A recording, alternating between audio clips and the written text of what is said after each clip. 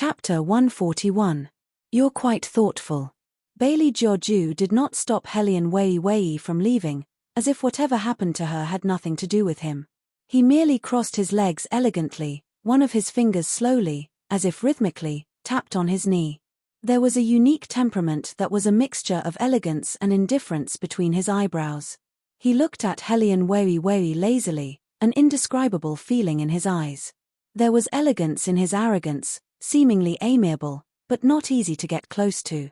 It made people involuntarily think of a graceful Persian cat, noble, indifferent, and astonishingly bewitching. Helian Vivian saw his expression and her thin lips raised. She really thought too much just now. The third prince was still that unapproachable man. It was just that the two of them were more familiar with each other compared to the beginning, so he would occasionally speak venomously to her for fun. Who told her to be the only one in the carriage? But don't expect him to be gentle.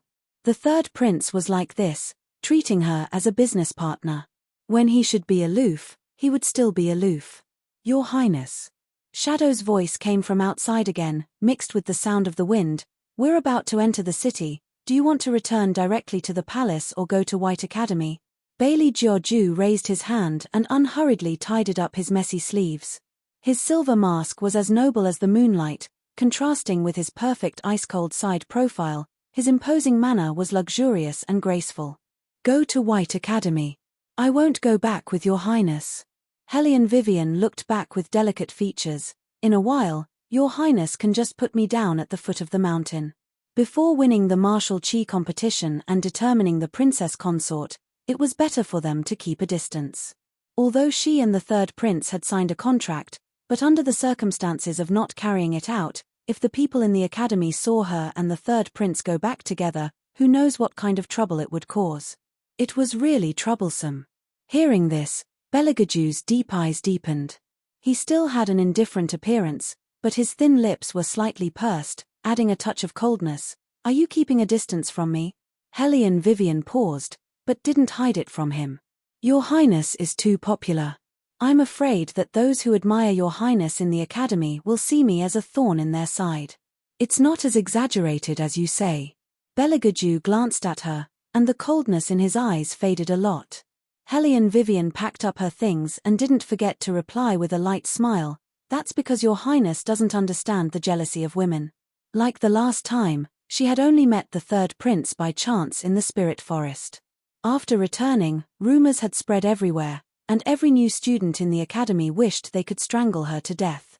The Helian Jiao's methods were endless. She just wanted to make her completely disappear from the White Academy. However, sometimes, Helian Vivian really wanted to know who was behind Helian Jiao and why she could be so unscrupulous. If it was just to protect the Su family, it shouldn't be to this extent. Su family. Helian Vivian narrowed her eyes, bringing out a surly feeling. Sooner or later, there would be a day when she would get rid of it.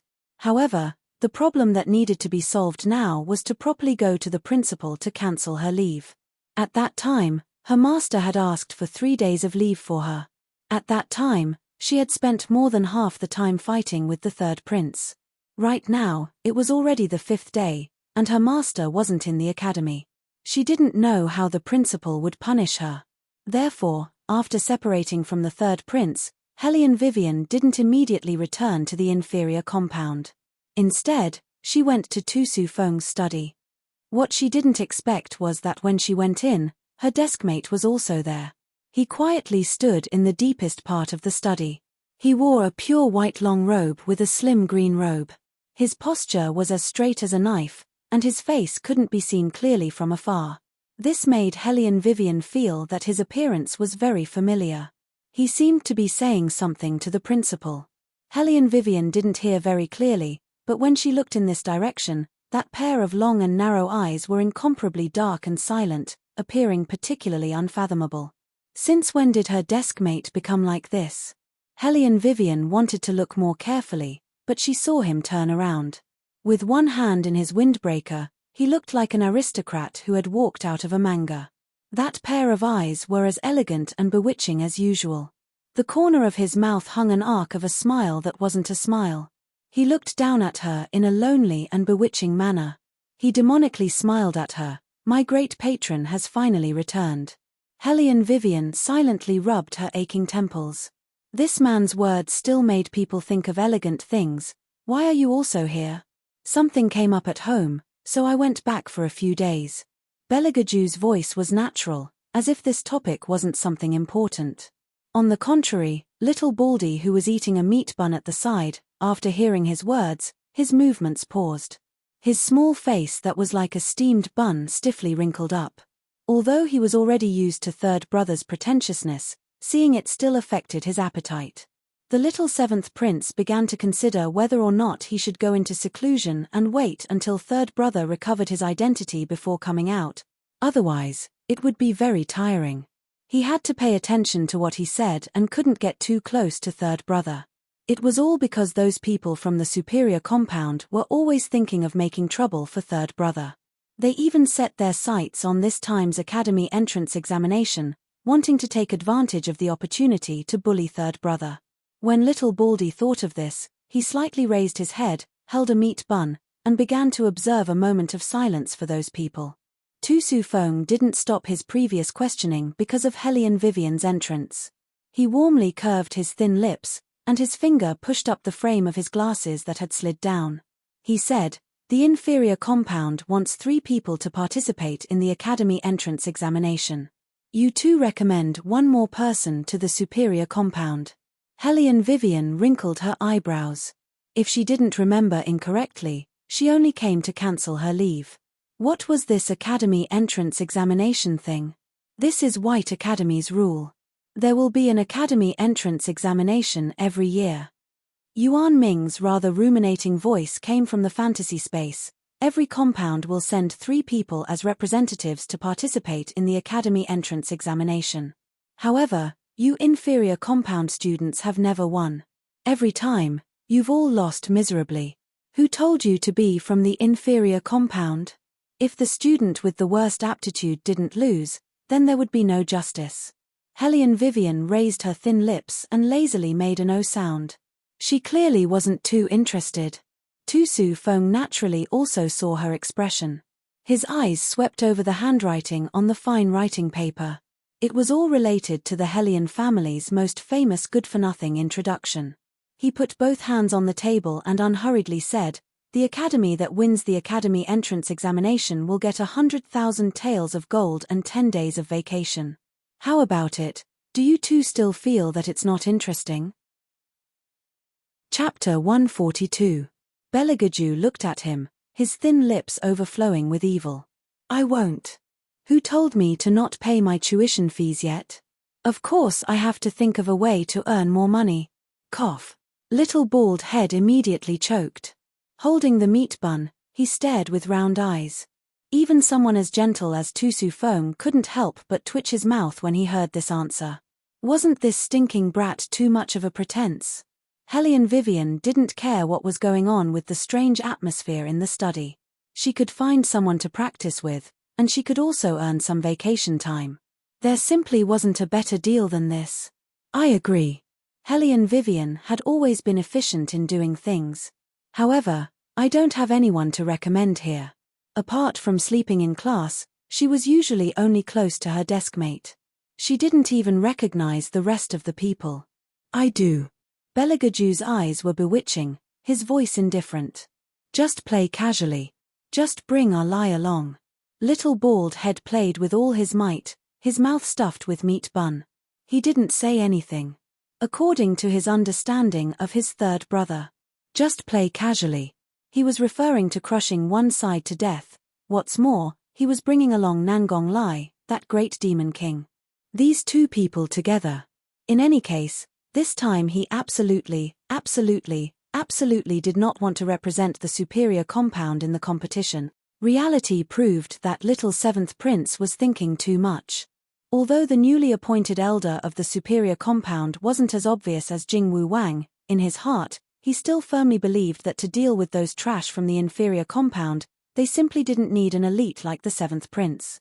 Even Murong Chang Feng and Hellion Jiawa were used as backup support. As long as there was one expert in the starting lineup, it was enough. There was no need to waste too much time on the people from the inferior compound. On the contrary, he had always wanted to poach the Hay family's young master from the fine compound, so he had no choice but to pay more attention.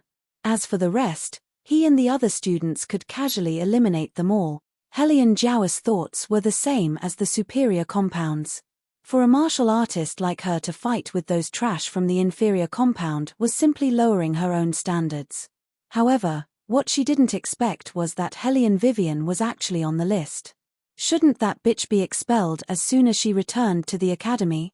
Could it be that Helian Mai didn't do a good job? Helian Jiao's eyes darkened. The more she thought about it, the more she felt that other than being arrogant in front of others, her younger sister had no brains at all. She couldn't even do such a simple thing. Helian Mai didn't know how she had offended the Helian Jiao. Whenever she saw her, the other party had a cold attitude towards her. Helian Mai was not a good-tempered person. She clenched the handkerchief in her hand and said in an irritable tone, "Second sister, what's wrong with you? Why are you throwing a tantrum as soon as you come back?" "Throw a tantrum?" Helian Jiao laughed coldly. "Third sister, if father hears what you just said, you won't be able to study anymore. Why don't you take a look at where you are and speak so unruly?" Although Helian Mai was angry in her heart, she couldn't help but admit that her father had already warned her countless times. If she made another mistake, she might really be expelled from White Academy. When that time came, she could only marry an average-looking master, or even worse. She didn't want to taste that kind of feeling. "Second sister, I'm just anxious." Helian Mai muttered and softened her tone. "I'm afraid I've offended second sister." Helian Jiao knew her younger sister's weakness better than anyone else. She held the teacup and drank a mouthful of tea before slowly saying, "We're all sisters, what's there to offend? I'm saying this for your own good. Right now, your martial chi is average and you haven't had any big breakthroughs in a few years. That's pretty much it. If you don't pass the etiquette, how would your future husband be willing to marry you in the future? What second sister says is right." Helian Mai agreed with her mouth, but she wasn't happy in her heart. She wasn't a child anymore and had her own concept of honor and disgrace. Every word that Helian Jiao said about her was practically poking at her heart. If Helian Jiao's attitude was a little better, then it would have been fine. That kind of mocking tone made Helian Mai unable to feel happy when she heard it, but she also knew that she couldn't afford to offend her biological sister. "It's good that you understand." Helian Jiao saw that she had tamed her and began to talk about proper business. "The rumors that I asked you to spread, did you spread them?" Helian Mai nodded her head. "I did everything according to what second sister said. It's also that little slut's luck is good. Grandmaster Zi Zun personally helped her apply for leave. He said that she didn't elope with some man, but rather went to Armament City. It seems that she's planning to take the Armament Master exam." Speaking to this point, Helian Mai coldly humphed in disdain. "Someone like her wants to take the Armament Master exam? She's simply looking for humiliation." It would have been fine if Helian Mai didn't mention the matter of Armament City. Once she did, the poisonous intent in Helian Jiao's eyes became even stronger. The handkerchief that she was clenching was also tightly clenched into a ball. Helian Mai observed Helian Jiao's expression. Not knowing what had happened, she was somewhat at a loss. What was going on now? Relying on good luck alone, she won't be able to go far. Helian Jiao took a deep breath and put down the handkerchief in her hand. Does she think that she can rely on those methods of currying favor with others to play some fancy tricks? Ridiculous. Helian Mai actually agreed with this point. "Second sister, you're right. I heard that the soldiers dispatched by the third prince have already withdrawn. It's clear that he's lost interest in that slut. The third prince has never been interested in her." Helian Jiao's voice was cold. It's just that he couldn't get used to her way of doing things and wanted to teach her a lesson. Now that he thinks it's troublesome, he withdrew the soldiers. However, this was also good. She didn't have to worry all day long that His Highness would really see that slut in a different light. Helian Mai didn't expose Helian Jiao's thoughts and only echoed, "It's still second sister who understands the third prince." However, 2 days ago, there was a rumor in the academy that a fairy had appeared in the capital. In the capital, we've all seen those big families' young ladies. How could there be such a person? We also don't know who's playing tricks. She's just an unknown village girl. Helian Jiawa leaned back and blew on her red fingertips. She's covered in poverty and pettiness. She's still a fairy, heh. Helian Mai was stunned. Sister, you've seen her? We met face to face. Helian Jiawa recalled that silhouette and felt that it was familiar, yet she couldn't remember who that person looked like. She only disdainfully said, "It's just that his skin is a bit whiter, that's all." When Helian Mai heard that it was a village girl, she didn't continue to ask and changed the topic. "I heard that second sister got a good martial arts? Let me see it." "It's not in my hands right now. Wait until before the martial chi competition. Father will negotiate with the people over there." As Helian Jiawa spoke, she again thought of that boss who didn't know how to appreciate favors. When the time comes to meet her, she must properly give her a show of strength. Chapter 143. There's one thing you still don't know. Helian Jiawa didn't beat around the bush on the topic of armaments. She was afraid that if she said too much, her envious little sister would feel uncomfortable in her heart. She simply divulged Helian Vivian's information. Helian Vivian obtained the qualifications to enter the inferior compounds competition. As expected, Helian Mai's face stiffened. How is that possible? According to the Academy's regulations, each compound could only send 3 people to enter the competition. Even she, because of her poor performance last time, was eliminated by the fine compounds headmaster. How could that slut be so lucky? Helian Jiawa drank a mouthful of tea. This isn't anything strange. The students of the inferior compound are all at the earth stage. Whether or not they pass the 3rd stage is another matter. She's also in the inferior compound. If it was another compound, she might even be at the end of the line. Helian Mai thought about it and also thought so. She turned her eyes and said, "I heard that these 3 people each represent different subjects. I don't know which subject that slut will choose. No matter which subject she chooses, she won't pass. I reckon that she won't even have to fight with your fine compound before the inferior compound is eliminated." Helian Jiawa wasn't worried at all. She put down the teacup in her hand and laughed disdainfully. What's more, even if that slut wins, the other 2 people in her group won't necessarily pass. The competition rules are 3 rounds, 2 wins out of 3. Helian Mai also laughed. Second sister is right. The trash in the inferior compound won't be able to make any waves. It's actually a pity for that young master. Speaking to this point, a devilish smile appeared in front of Helian Mai's eyes. Her eyes drooped and her face heated up, dyed with a crimson red. Helian Jiawa wrinkled her eyebrows. That young master? He majored in divination from the inferior compound. The more Helian Mai spoke, the more bashful her expression became. He's different from those trash.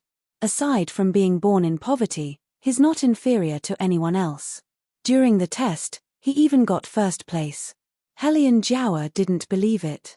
How could such a person be in the inferior compound? Moreover, divination was not a subject that anyone could learn. Unless one was extremely talented, no one would choose to learn divination. It's probably because his family doesn't have any power. Helian Mai sighed. Speaking of this, she felt vexed. Young Master Lai was good at everything except for this. She had ordered people to inquire about him, but they could not find anything. It could be seen that this place was too remote, and he did not have any reputation here at all. Perhaps he was the son of a concubine of some county magistrate. He wanted to be successful, so he put in a lot of effort to enter the White Academy. He was just like that young master who often stayed together with that slut, Helian Vivian. It really made her feel like she had no appetite for food, but it was a pity to throw him away. In the end, Helian Jiawa understood this younger sister of hers. She fretfully reminded her, "Forget about those who don't have power. Father won't let you marry over there." "I know." Helian Mai clenched her hands. Suddenly, she raised an eyebrow, as if she thought of something. "Second sister, if you want me to say, that slut likes to make mischief so much. It would be better to let father directly let her marry someone who can let her live in peace." "Wouldn't that be better?" Helian Jiawa coldly snorted. "Do you think father doesn't want to? But don't forget, the blood flowing in her body is the true Helian blood. If she marries poorly, There will definitely be people who make irresponsible remarks. Second sister, what are you afraid of? How is the current her like the true Hellion blood?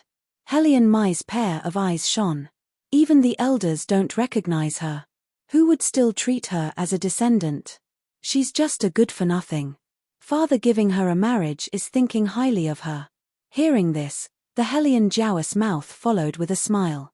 Why didn't I think of this? You're right. The current her simply doesn't have the qualifications to be a descendant. In a moment, I'll write a letter to father and let him quickly get rid of this slut so we don't have to worry about her. Second sister still has a way. Hellion Mai bore a grudge against Hellion Vivian in her heart. If it weren't for that slut, she wouldn't have fallen to this state. No matter what she did, she had to look at other people's faces. It was completely different from when she was in the Defense Division's residence. Even when she married, it wasn't her who chose others, it was others who chose her. She must let that slut have a taste of what it was like to not have a choice. It would be best if father arranged for her to marry an old man and let her marry him as a concubine. After Hellion Mai and Hellion Jiao finished chatting, her entire body felt much more comfortable. Even those students from the inferior compound who were usually unpleasant to the eye didn't seem so shabby today. When they met at the commerce courtyard, she even chatted with those people for a while. Those who came from the border cities were petty. Their intentions to curry favor with her were very obvious, and they didn't even know how to conceal it.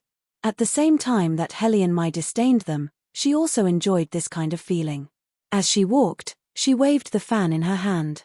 I heard that the contestants from your courtyard have come out. Who are they? The young girls who were chatting and laughing in front immediately quieted down. Following that, they curled their thin lips. There's only one girl, Hellion Vivian. I don't know why the principal chose that trash. In terms of martial ability, she's not even as strong as little sister Hongye. Little sister Hongye, why don't you say something? The one who was called little sister Hongye lazily raised her head. Her sleepy eyes were blurry, but compared to the other young girls, she had a bit more heroism. What's there to say? Since the principal chose her, then it proves that she's better than me. But with your ability, you obviously can enter the fine compound. If it wasn't for young Master He not wanting to be in the same courtyard as you, you would also. The young girl spoke until here and suddenly realized that she said something wrong. She quickly covered her mouth and laughed awkwardly. Little sister Hongye, I didn't mean it that way. Nalan Hongye glanced at her and stretched her waist. It doesn't matter. In any case, what you said is the truth. I'll leave first. In a while, there'll be self-study for martial arts. You guys can continue chatting. Why is she so unsociable? Hellion Mai looked at the young girl's departing figure and shook her head. She didn't say anything else. After all, Nalan Hongye's identity was there. Not only was she from a prestigious family, she was also friends with the He family since childhood. However, what did you guys just say? That bitch, no, I mean, my big sister, she chose martial arts. The young girls grunted in agreement. Today, during the armaments class, she was still asleep. The teacher woke her up, but she said she didn't know anything and made her stand outside for the entire class. This kind of person actually chose armaments. Do you think that our inferior compound hasn't lost enough face? After hearing what was said, Hellion Mai wrinkled her eyebrows. After the last time when she and Hellion Vivian had a duel, she thought that bitch would choose martial chi. She didn't expect that she would actually choose martial arts. Did she know how to assemble and disassemble martial arts? I heard that after those two young masters finished choosing, there was only martial arts left. That's why the principal arranged for that trash to choose martial arts. In any case, she'll lose no matter what she competes in. Chapter 144. The other contestants are those two young masters? Hellion Mai's finger that was fanning the fan paused. Didn't they say that they don't know anything? The girls looked at each other and were somewhat embarrassed. Even if they don't know anything, they are still better than the other people in our courtyard. Hellion Mai just said oh and didn't continue to ask this question. It seems that what her second sister said was right. The reason why Hellion Vivian, that bitch, was chosen was entirely because the students in the inferior compound were simply not presentable. However, she had long heard of one thing. When they first entered the courtyard, those young masters from the superior compound couldn't stand those two people from the inferior compound. She didn't know how they would deal with them during the competition. In the sacrificial temple, the elders were arguing one after another because of a prophecy. Nangong Lai, who was sitting in the middle, lazily propped up his chin. He was as sloppy as he could be. Young Master Lai. The page boy walked to his side, bent down and whispered in his ear. There is news from His Highness. He wants you to stay in the academy for the next few days to participate in the academy's test. Nangong Lai's eyes lit up. Test? His Highness said that you haven't earned enough tuition fees. After the page boy conveyed this sentence, a few black lines appeared on his forehead. He really didn't know what these two masters were playing at. Nangong Lai laughed evilly. Our Jew is addicted to pretending. His Highness also said that someone from the superior compound recently wants to talk to you alone. When the page boy said the last sentence, Nangong Lai couldn't wait to stand up, his thin lips raised into a charming arc. Go get ready, we will go up the mountain immediately. He wanted to see which reckless people would bump into the muzzle of the gun. It's been a long time since he saw our Jew unilaterally beat up others. Speaking of which, since that fire, he really did behave a lot. It made people forget that once His Highness made a move, he would directly dismember people's bones. In the evening, in a corner of the commerce courtyard, the little one looked at the shadow in front of him taking a step, and he himself took a step forward shakily. Beligaju stopped and turned to look at him. His voice was neither cold nor light, without the slightest fluctuation. Go back. Third brother, when will you regain your identity? The little one's fierce little face was rounder than usual. He looked at Beligaju full of expectation. It's so boring to be alone at the superior compound. Bailey Jiu twirled his sleeves. His handsome side profile seemed to be plated with a layer of light under the illumination of the sun. He was so indifferent that it made it difficult for people to approach him. We have already discussed this issue. I will not go there for the time being. Then how about I transfer to your inferior compound? If he wasn't worried about being seen by others, he would have hugged third brother's thigh and rolled around on the ground. Third brother, who was afraid of getting dirty, was most susceptible to this move of his. Beligaju glanced at him and reached out to rub his brother's head. He still said coldly, no. The seventh prince's mouth twitched, and his small hands dropped down. No one could tell that this was the little baldy who dominated the academy when he was holding a stick. Don't look at his young age. He entered White Academy earlier than anyone else. Basically, no one dared to provoke this little king of hell. Everyone felt that this was not a child at all. Putting aside his identity, he was simply a brave and resourceful little tiger. If anyone treated him as a child, they would definitely be bitten into pieces by him in the end. Some people were puzzled. When the seventh prince was young, how did the retired emperor teach him? How did he teach him to be like this? Looking at the third prince, although it made people feel cold from the bottom of their hearts, at least he wasn't that bloodthirsty. But they were all wrong. No one knew that the person who took care of the little baldy when he was young was not the retired emperor, but Beligaju. It could be said that the seventh prince became like this because his brother told him one sentence when he was young: go fight. If you can't handle it, I'll help you fight. Apart from eating, the little baldy only remembered one thing. He had his brother behind him to support him. Therefore, it was understandable that the seventh prince was raised to be a little tiger. Okay then. The little baldy was injured. He took out a meat bun and comforted himself. I'll wait for third brother at the superior compound. Bailey Jiu caressed the little one's head again and instructed in a low voice, Shadow. Your subordinate is here. Shadow knelt on the ground with one knee. When he appeared, there was no sound. Beligaju's eyes were indifferent. In the future, follow the seventh prince. Whatever he wants to eat, go get it for him. The seventh prince seems to be banned from eating meat. Shadow changed his words to remind his master about White Academy's rules. Beligaju raised his eyebrows. And then? Shadow thought. And then, master, Shouldn't you be more or less apprehensive? Belagaju continued speaking, his voice without any ripples. He's not here to be a monk. Let him eat. Shadow lowered his eyes. Yes. Sigh, rules, and whatnot in His Highness' eyes were nothing. Little Seventh Prince was actually very happy. Pulling Shadow, he rushed towards the Commerce Courtyard store. Bailey Jiaoju was the only one left under the shadow of the huge tree. He casually walked forward, his ink-like black hair fluttering in the wind. His outer robe was not tied with a belt, so it was draped loosely on his body. His eyelids were half closed, showing countless flirtatious thoughts. However, his facial features were indeed aesthetically pure and noble. Two kinds of extreme beauty were vividly expressed on his body.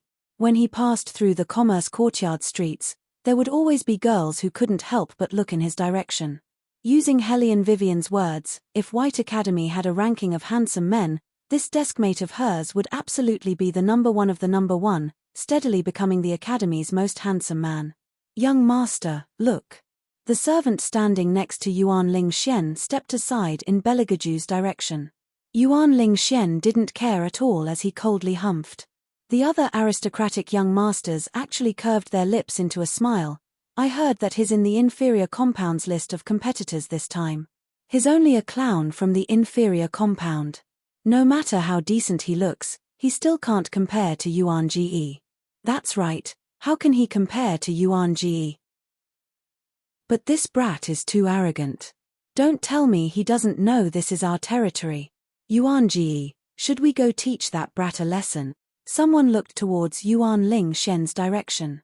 Yuan Lingxian raised his eyebrows but didn't say anything. However, one could see that his expression was somewhat displeased. Another person pulled the person who spoke back. Your brain is muddled. Do we need Yuan Ge to personally deal with that kind of person? In a moment, we'll find a place where there's no one and tidy up that brat. Right. Look at me, I'm really muddled. That person slapped his forehead, his eyes shining. We're going now? Chapter 145. Let's go. There were 3 or 4 young masters scattered around. They weren't from the superior compound, but their families were related to the Yuan family. As younger brothers, they naturally knew who was displeasing to Yuan Lingxian's eyes. If it were them, they also wouldn't be happy. They didn't have anything, they only had a face. What were they so arrogant for? Young master, is it okay for them to do this? The little servant watched the several figures disappear into the distance. Yuan Lingxian put down the armament he was fiddling with, his tone indifferent. What can happen? It's just a group of inferior students fighting. In 2 days, I'll be representing the superior compound in the competition. It's not convenient for me to make a move, it's better to let them settle it. Yes.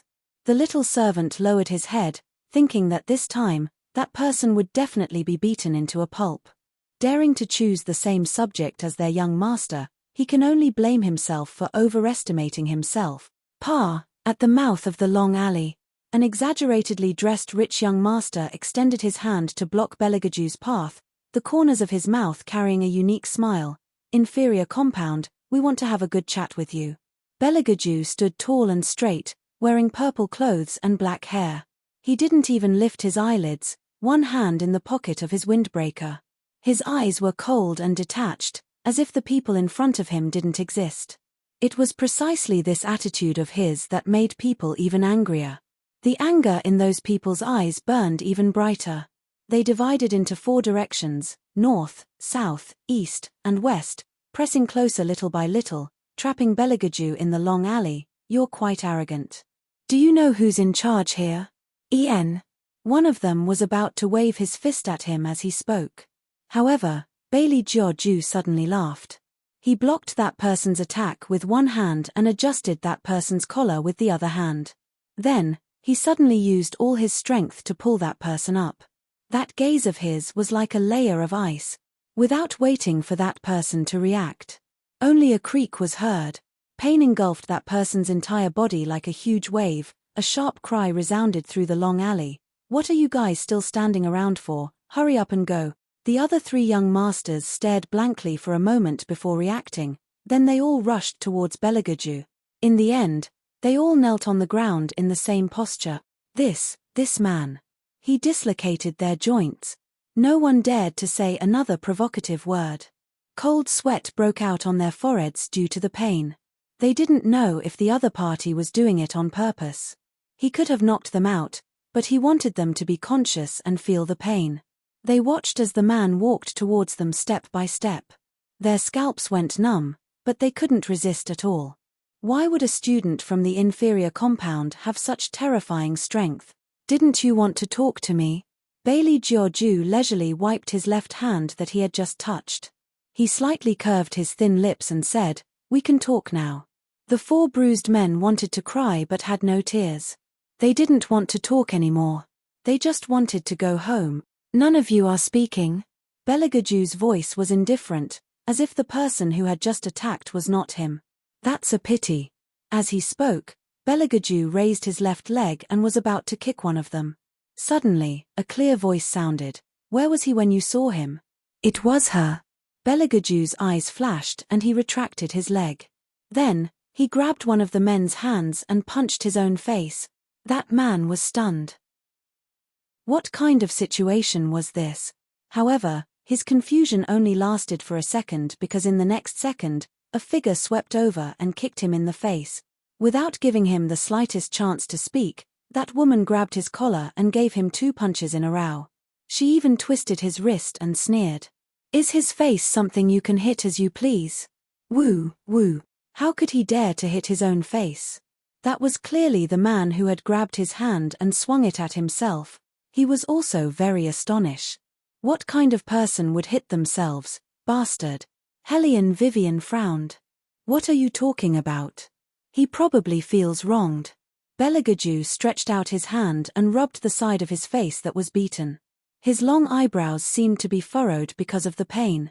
Coupled with his long and thick eyelashes, it was easy to feel sorry for him.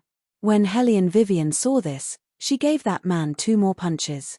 "You still dare to say that you are wronged? How could you do that to such a beautiful face? Woo woo woo." He was really wronged. How could he know that there was such a good actor in this world? This was the first time he beat someone up and beat himself up. What was going on? Hellion Vivian raised the corner of her mouth. "What? You still don't accept it? The 4 of you beat up one person, what's there to cry about?" That man shouted himself hoarse. "You don't understand at all. No one can understand the pain in my heart. Let him go." Beligajou's cold voice sounded from behind. "It's not good to make a scene in the academy." The other 4 young masters. "You're still afraid of making a scene. If you were fucking afraid of making a scene, you wouldn't have dislocated our arms. You're letting them go so easily." Hellion Vivian raised her eyebrows. "Aren't you too kind when you do things?" Woo. The man in Hellion Vivian's hand was irritated again. "Please, miss, take a good look. How is this man kind? Although he didn't make us bleed, it doesn't mean that he didn't want to kill us. He said it himself when he was beating us up because he didn't like how dirty the blood was." Hellion Vivian lowered her eyes. "You seem to have something to tell me." That man was about to nod when he saw the man's gaze land on him. It was as deep as the night and as cold as ice. Gulp. He swallowed hard and shook his head. "No, I don't want to say anything." Beligajou retracted his gaze and said indifferently, "Since he doesn't want to say anything, let him go. I'm not used to this kind of fighting scene."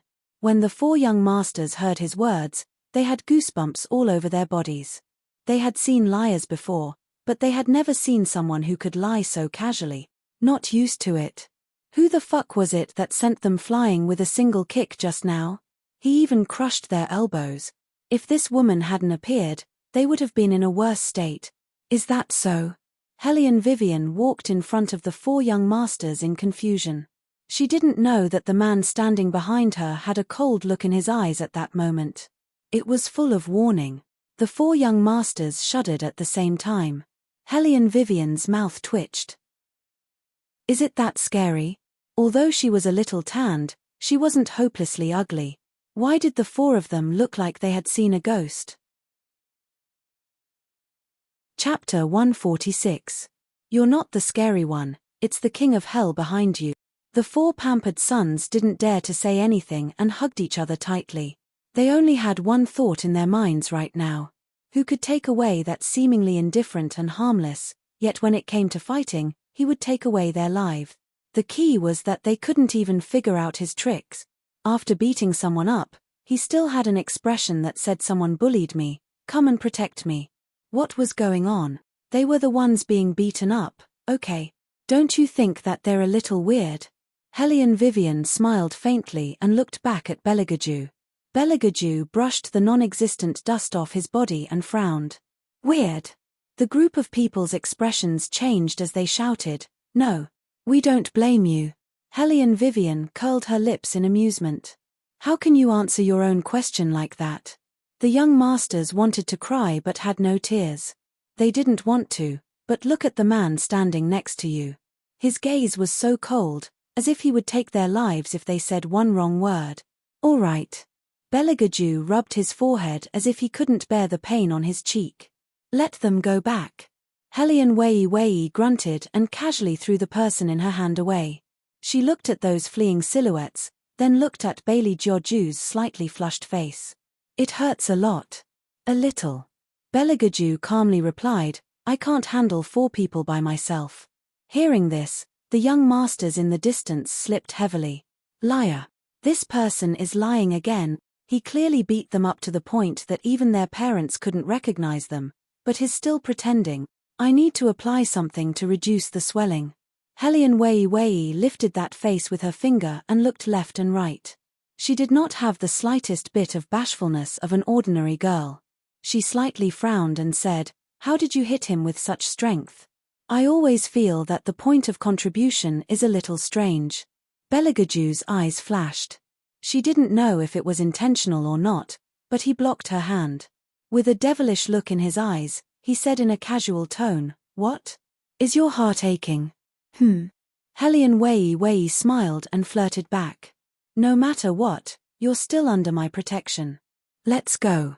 Let's deal with your injuries first, then we'll talk about what happened today. Beligaju nodded faintly.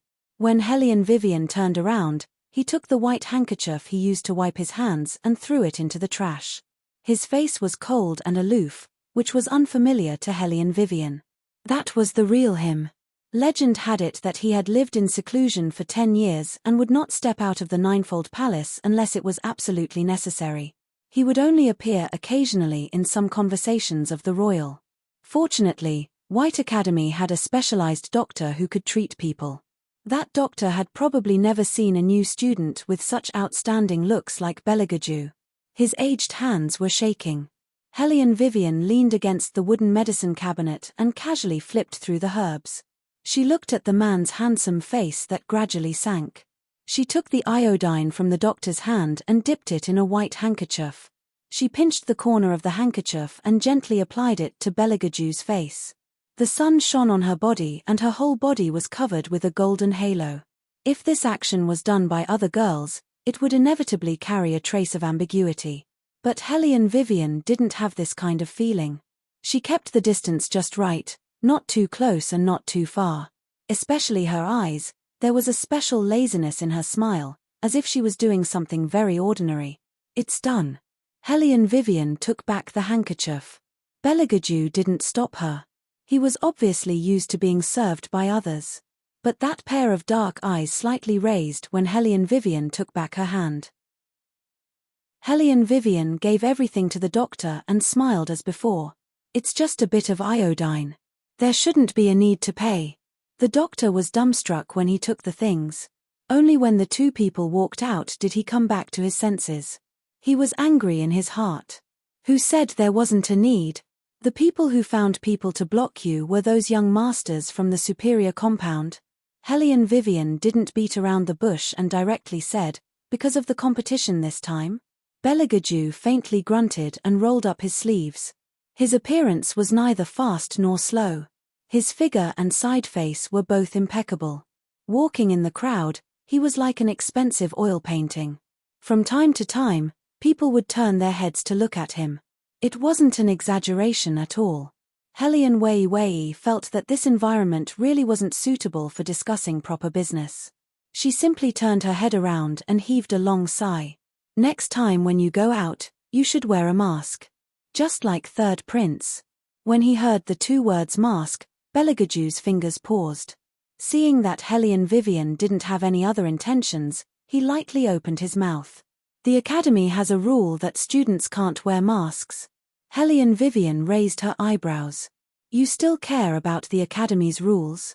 She didn't know who it was that gave her a show of strength in front of the teacher on the first day. Bellegaju smiled. Of course. The principal said to let us wait for the third contestant.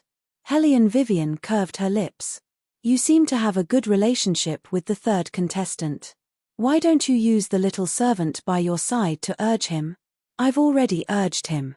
Bellegaju raised his eyes and swept a glance at the corridor of the inferior compound not far away. He's here.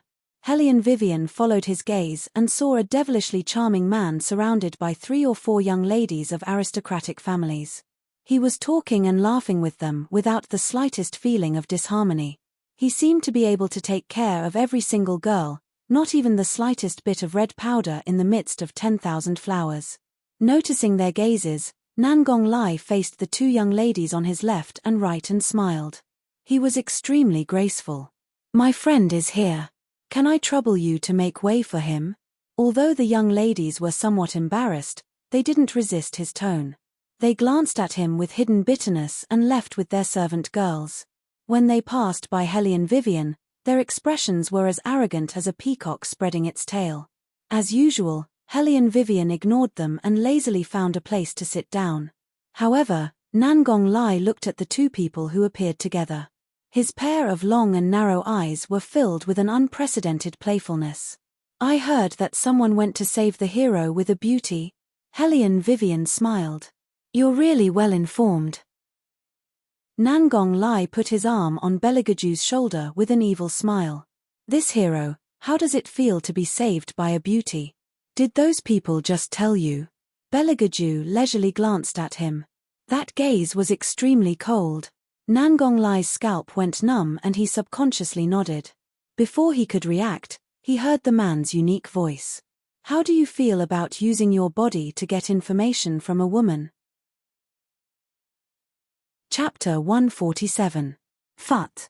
Hellion Vivian couldn't control herself and let out a light laugh. Nangong Lai's entire body was choked. That devilishly handsome face alternated between red and white. It was enough to see how stifled he was. That's why it's best not to compete with a certain person. If you're not careful, you'll get yourself into trouble. You chose divination, and he chose martial qi. Hellion Wei stretched lazily. The dean wants us to discuss who will be the first to go on stage. It doesn't matter. Nangong Lai leaned against the pillar behind him. When his gaze swept past Bellegaju's side profile, he unexpectedly raised his eyebrows. Nangong Lai didn't care, and Bellegaju didn't care either. He casually stood there with his tall figure. Up to you. Hellion Vivian used to feel that she was unorganized and undisciplined. After seeing these 2 today, she realized that she could still be considered a good student. But, the matter of who will go first, then I'll decide. The divination will take a long time, so the divination will go first. The 2 of us can still sleep below. Then I will go first, and martial qi will go last. Is that okay? Hellion Vivian once again wanted to show her democracy. Nangong Lai shamelessly muttered, I also want to sleep below. Thinking about it, how cool would it be to sleep in a row during a test? Among the 3 of you, only you don't need physical strength. Hellion Vivian curved her lips into a smile. Do people who don't need physical strength need to sleep? Nangong Lai still didn't answer. Bellegaju spoke from the other side. He doesn't need it. Continue. Nangong Lai, who said he didn't need it? His divination was the most taxing on his brain. You can sleep during the divination. Hellion Vivian was originally joking.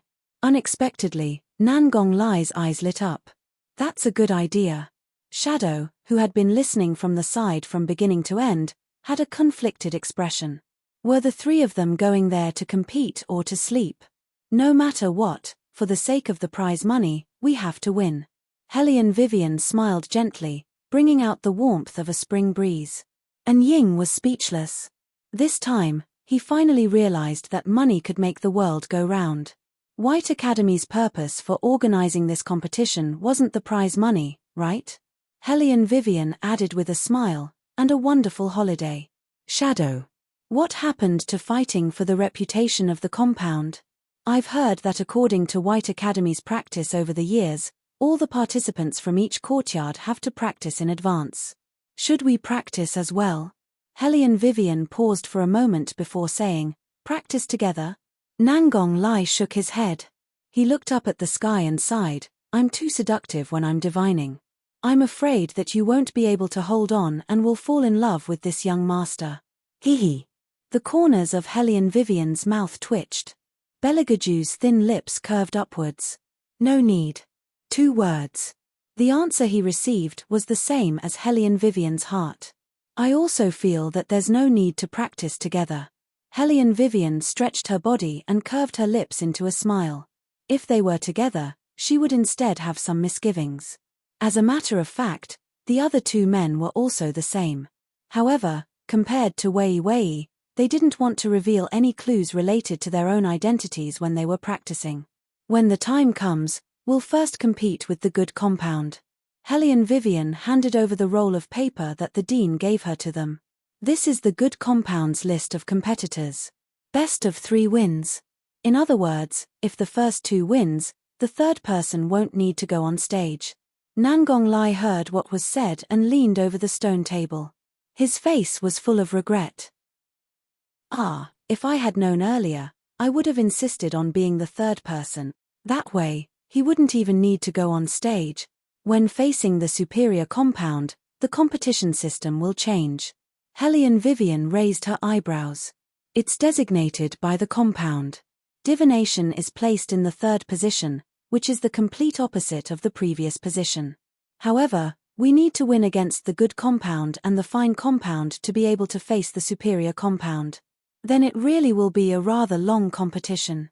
Nangong Lai reached out and twirled his long hair.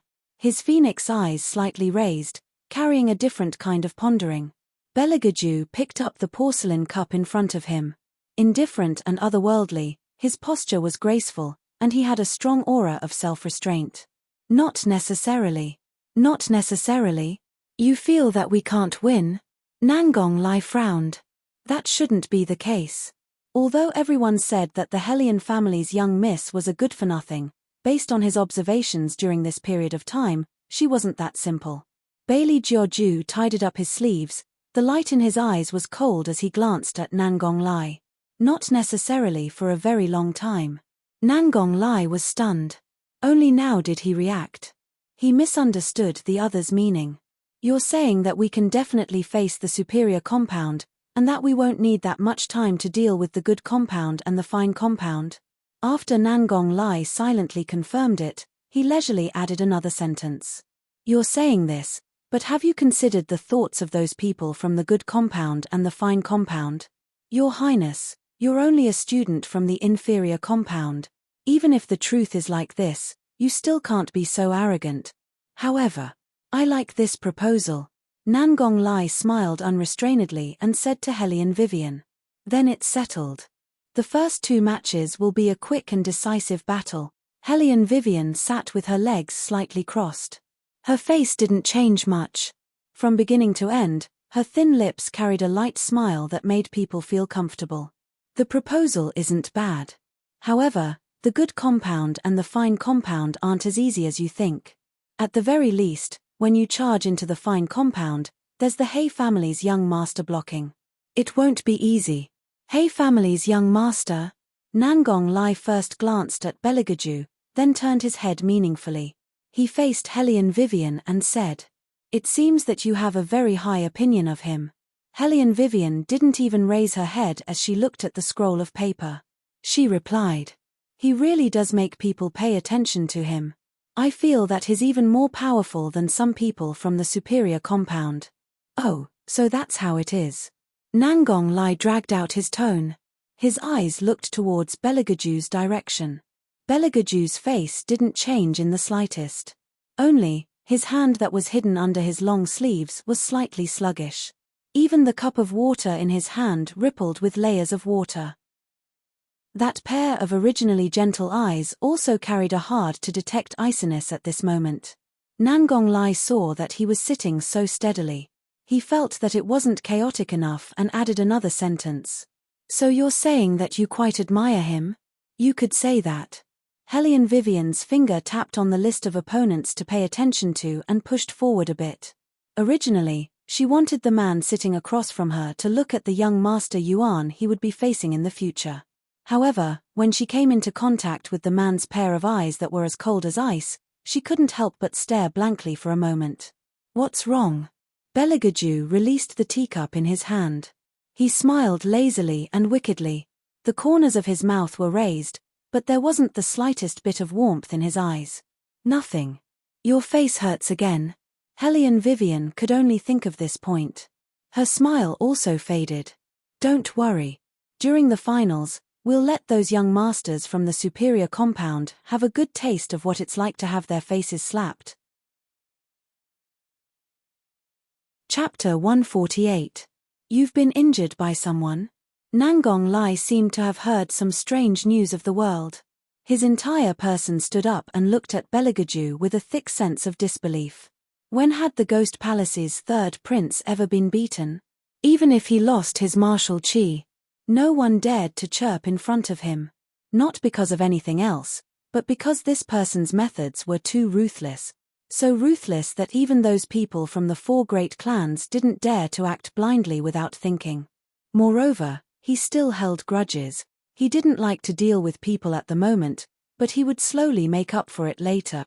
Those shadow guards who tried to assassinate him were an example. Don't look at how unhurried he was in Armament City. After he came back, he went to the palace once. Just that one trip made everyone from the 4 great clans and 8 great sects panic. He didn't say who sent those shadow guards. He just said that among these people, he brought up the evidence, making those people dumbstruck and speechless. They could only look on helplessly as he investigated them one by one. Every time he investigated a family, there would always be some other matter exposed. The clan leaders of the 4 great clans had no choice but to spend more money to take care of this. What they wanted was face, and they were from a prestigious family. If some things were known by the people of the capital, they would inevitably become the common people's after-dinner joke. That was simply more unbearable than letting them suffer a beating.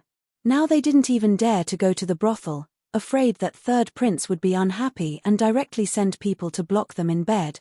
Don't say that the cold and aloof third prince wouldn't do this kind of thing. So far, there were already 2 elders who had been investigated by him like this. They were investigated until they had a psychological shadow. Now they couldn't get hard in front of anyone.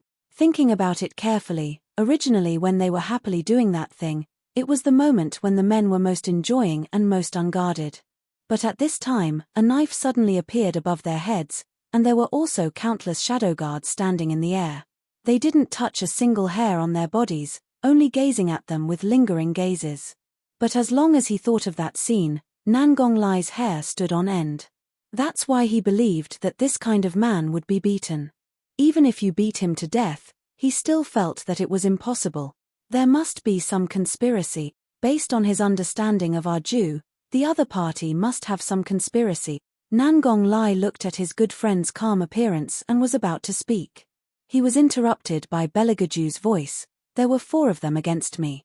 Is it strange that I was injured?" "Of course." Nangong Lai originally wanted to say that it was too strange, but after seeing his gaze, his Adam's apple couldn't help but move. He forcibly changed his tone. "It's not strange. Fuck, what the hell is going on?" Back in the day, this man used a stick to beat back more than 100 big men.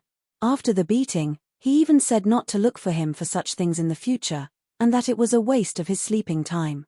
Now that there were only 4 of them, they couldn't beat him? Who would believe such words? What's more, he had already recovered his martial chi. That was because he was too lazy to expand his martial chi shield. Otherwise, as long as he moved his fingers, those people would instantly lie flat on the ground. What was he pretending to be? He even injured himself. From Nangong Lai's point of view, no matter how he thought about it, that so-called injury was deliberate. When Hellion Vivian went to get something midway, he couldn't bear it anymore and asked his good friend sitting beside him in a low voice. The injury on your face shouldn't have been caused by you, right? In order to use the trick of injuring himself in front of Miss Hellion and disguising himself, it was too much like something this two-faced man would do. It wasn't. Belagaju put down the porcelain cup in his hand and leaned back, indescribably languid and apathetic. The fist was someone else's. Nangong Lai deserved to be called someone who had stayed in front of Third Prince for a long time. With one sentence, he understood the other party's meaning. The corner of his mouth slightly twitched a few times. Okay, from a certain point of view, he indeed didn't hit himself. He only pressed someone else's hand and touched his face. Those people shouldn't have exposed your matter, right? Nangong Lai smiled. After fighting with you, they'll definitely feel that they had eyes but couldn't see. However, relatively speaking, your disguise also can't be concealed for much longer. When the time comes, you'll also have to go to the superior compound. Relying on the inferior compound's conditions, you won't be able to withstand those shadow guards who continuously want to assassinate you. Belagaju only curved his thin lips, demonically cold to the bone. They won't dare. It's not that they won't, it's that they won't dare. It seems that our Jew must have given the other party an unforgettable lesson. Sigh, pitiful little young masters, obviously there were two of them. Of all the people they could have picked, they just had to pick our Jew. Picking our Jew wasn't as good as picking him. At the very least, his methods were still relatively gentle and wouldn't leave a shadow. He reckoned that right now, those little young masters were hugging each other and crying bitterly. Nangong Lai's guess wasn't wrong. Those four pampered young masters really were in so much pain that tears came out, but they still didn't dare to tell Yuan Lingxian the truth. They were afraid that Yuan Lingxian would think they were too useless and disdain to use them again. They also couldn't tell the truth. If they told Yuan Lingxian that the new student from the inferior compound was very strong enough to be on par with you, they reckoned that not only would young Master Yuan not feel happy about their honesty, he'd even give each of them a kick, kicking them all out. Moreover, even now, they still couldn't forget that man's gaze. That kind of demonically cold from hell. Just experiencing it once was enough. They really didn't want to provoke that king of hell again. Therefore, when young Master Yuan summoned them, the majority of what they said was false. Originally, the four of us could have knocked him down. We don't know why, but Hellion Vivian went later. We were afraid that if the matter got out of hand and the dean found out, it wouldn't have a good effect on young Master Yuan, so we hastily wrapped things up and returned. Yuan Lingxian coldly swept his eyes over the injuries on their faces. These were all done by him alone? Yes. The four of them looked at each other. Some were done by Hellion Vivian. Yuan Lingxian wrinkled his thick eyebrows. That debauchee's recent actions are actually a bit unexpected. However, based on her strength, only you people from the good compound will lose. Young Master Yuan is right. When the four of them hung their heads, the muscles on their arms began to ache dully. Aside from being afraid of that man, there was also resentment hidden in their hearts. Young Master Yuan, you must make them suffer a bit during the competition. They even dared to move against us. They clearly don't put young Master Yuan in their eyes. Yuan Lingxian wasn't the type of person who'd only rely on a few words to fan the flames of trouble to make his anger soar to the heavens. However, he himself found the people from the inferior compound unpleasing to the eye. Even his face carried ridicule and disdain. If they want to fight with this young master, they'll have to be able to face off against the people from the superior compound. Speaking up to here, he turned his head and sneered. They're only a few clowns. Do you think they have that ability? Chapter 149. In the past, after Yuan Lingxian said this kind of thing, he would always hear a wave of seconding or praising. But today, those four were exceptionally silent. This made Yuan Lingxian couldn't help but look at them strangely. What, do you think this young master said something wrong? Those four people stared blankly at first, then shook their heads with all their might, squeezing out a stiff smile. No, How could what young Master Yuan said be wrong? Okay, if there's nothing else, you can go back. Yuan Lingxian saw that these 4 people didn't even have their usual quick-wittedness, and immediately felt that there was no meaning. The little manservant standing by his side also knew how to look at things.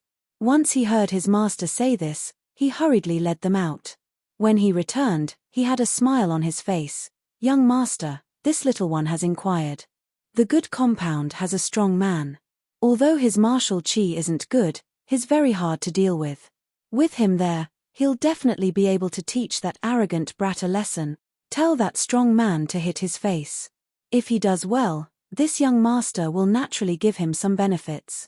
Yuan Lingxian was originally a proud and arrogant person, and was also a well-known figure in his family. Even in the capital, there weren't many people who dared to provoke him. Murong Chongfeng and He Ziyi were fine. After all, no matter whether it was strength or family background, they were all people who were on par with him. It was this poor brat who popped out of nowhere who stole the limelight as soon as he entered the compound. Of course, Yuan Lingxian wasn't like that Zhong family's young master who didn't have a brain at all. When he saw this kind of person, his first reaction wasn't to teach him a lesson, but to use him for himself. He hated that he, the grand young master of the Yuan family, was actually disregarded by a poor brat. He only threw him one sentence: not interested. How could Yuan Lingxian swallow this anger? As Yuan Lingxian's personal manservant, he naturally knew about this matter, and also understood his master's thoughts. His voice became even more respectful. Young master, rest assured. Everything will be handled by this little one. Those 3 people are all top-notch trash. If they're not sleeping in class, they're taking long-term leave. If it wasn't for the inferior compound not being able to select people, the principal probably wouldn't have sent them to compete. This kind of combination won't even win one of the 3 matches, let alone the superior compound. Achoo. Helian Vivian, who was helping Huan Mingxiong sweep the floor in a corner of the commerce courtyard, sneezed heavily. She looked at the old man who was leisurely drinking tea behind her and raised her eyebrows. Elder Huan, I've already helped you with your work. The salary the academy gave you, shouldn't you give it all to me? Cough. Originally, Huan Mingxiong, who had been humming a little tune to steal half a day of leisure, didn't drink a mouthful of hot tea. He almost choked himself. Where would this old man have any employment fee? Helian Wei propped the broom on the ground and laid on it lazily. She propped up her chin with her fingers and looked at him with amusement. A dignified elder of 3 generations sweeping the floor here, and you don't get paid? Who would believe that? Little girl, you haven't dealt with that brat Tu Su before. Don't be fooled by his appearance. He's got a lot of black water in his heart. Huan Mingxiong angrily put down the teacup in his hand. If you ask this old man, that nephew of his learned from him. Helian Vivian raised her eyebrows. Nephew? It's that icy brat who wears a mask all day and pretends to be mature. Helian Vivian finally understood. The royal family had definitely offended Elder Huan in some way, which was why every word he said was related to his profession. When she heard it before, she didn't feel anything, but now that she was preparing for a contract marriage with that man, when she heard it again, she felt strange in her heart. Right, I heard that you want to represent your inferior compound in the competition. Huan Mingxiong stroked his beard and laughed. This is also good. It's time to let them see your strength. It'll also let you make a name for yourself before the martial chi competition. Helian Vivian rubbed the bridge of her nose and lightly laughed. My competition isn't martial chi. Not martial chi? Huan Mingxiong was dumbstruck. Is it because that brat Tu Su didn't choose you? In a moment, this old man will go find him and have a talk. How could that brat listen to rumors? Truly hateful. Helian Vivian's tone was indifferent. It wasn't decided by the principal. It was each of the 3 of us who chose it. She didn't care. Even if it was divination, which she didn't know anything about, she still had Yuan Ming and Xiao Bai to help her in the Xuanhuan space. It was just that if it was martial cultivation or martial chi, her chances of winning were higher. Now that she thought about it, the 3 of them seemed to be a bit too casual. Just like that, you choose one, I choose one, and the competition was set. The main thing was that the principal was too indulgent. He said that as long as they agreed to compete, they could do whatever they wanted. To tell the truth, this was the first time Hellion Vivian had met such an open-minded principal. You guys chose it yourselves. The more Huan Ming-seong listened, the more unreliable he became. Then who chose Marshal Qi?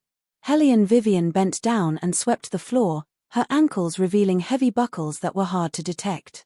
She indifferently replied, "My deskmate." "You have a deskmate?" Huan Ming-seong exposed a shocked expression. "Haven't you always been a loner?" The corner of Hellion Vivian's mouth twitched. "Everyone who goes to class has a deskmate, okay?"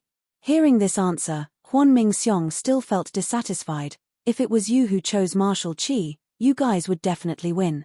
This old man dares to tell you that aside from that little baldy from the superior compound, there are very few people in this White Academy who can beat you."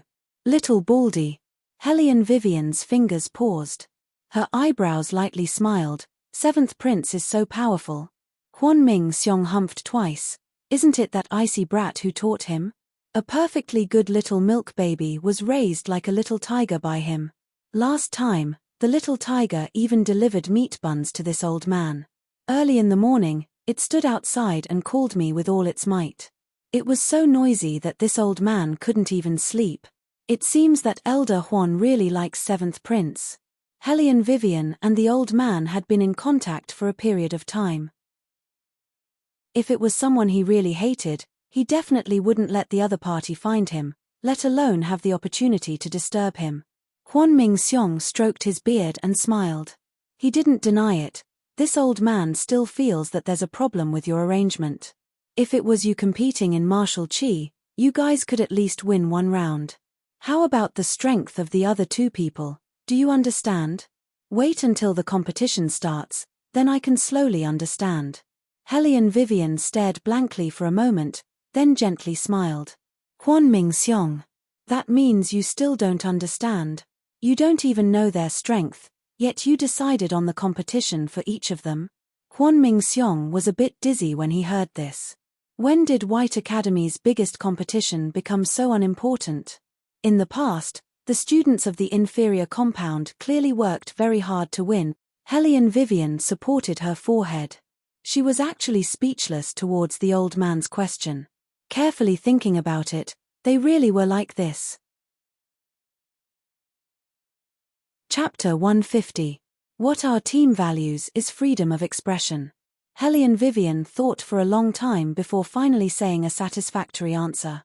After all, she still wanted to win. Huan Ming-seong was once again dumbstruck. Freedom of expression. In other words, they hadn't even gotten used to each other yet. They planned to face those students from the good compound tomorrow. Can you guys really win? The old man helplessly held his forehead. It wasn't that he didn't believe in this girl, but he didn't know the details of the other two. Hellion Vivian answered with confidence this time. "We must win." So confident. The old man laughed loudly. Normally, this girl was always low-key. This time, she said these words. He reckoned that she had some tricks up her sleeve.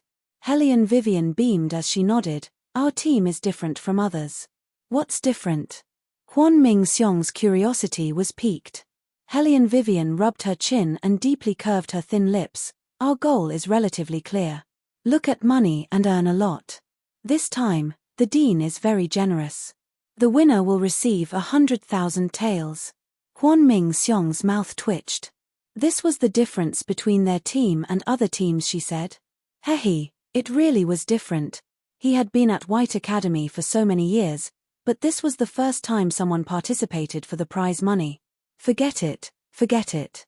Huan Ming-seong laughed and sighed. "Bring your deskmate over. Although this old man is old, I can still give him a few pointers. This old man can't help with divination, but here is an ancient book. You can keep it." Hellion Vivian thought about it and also felt that this was safer.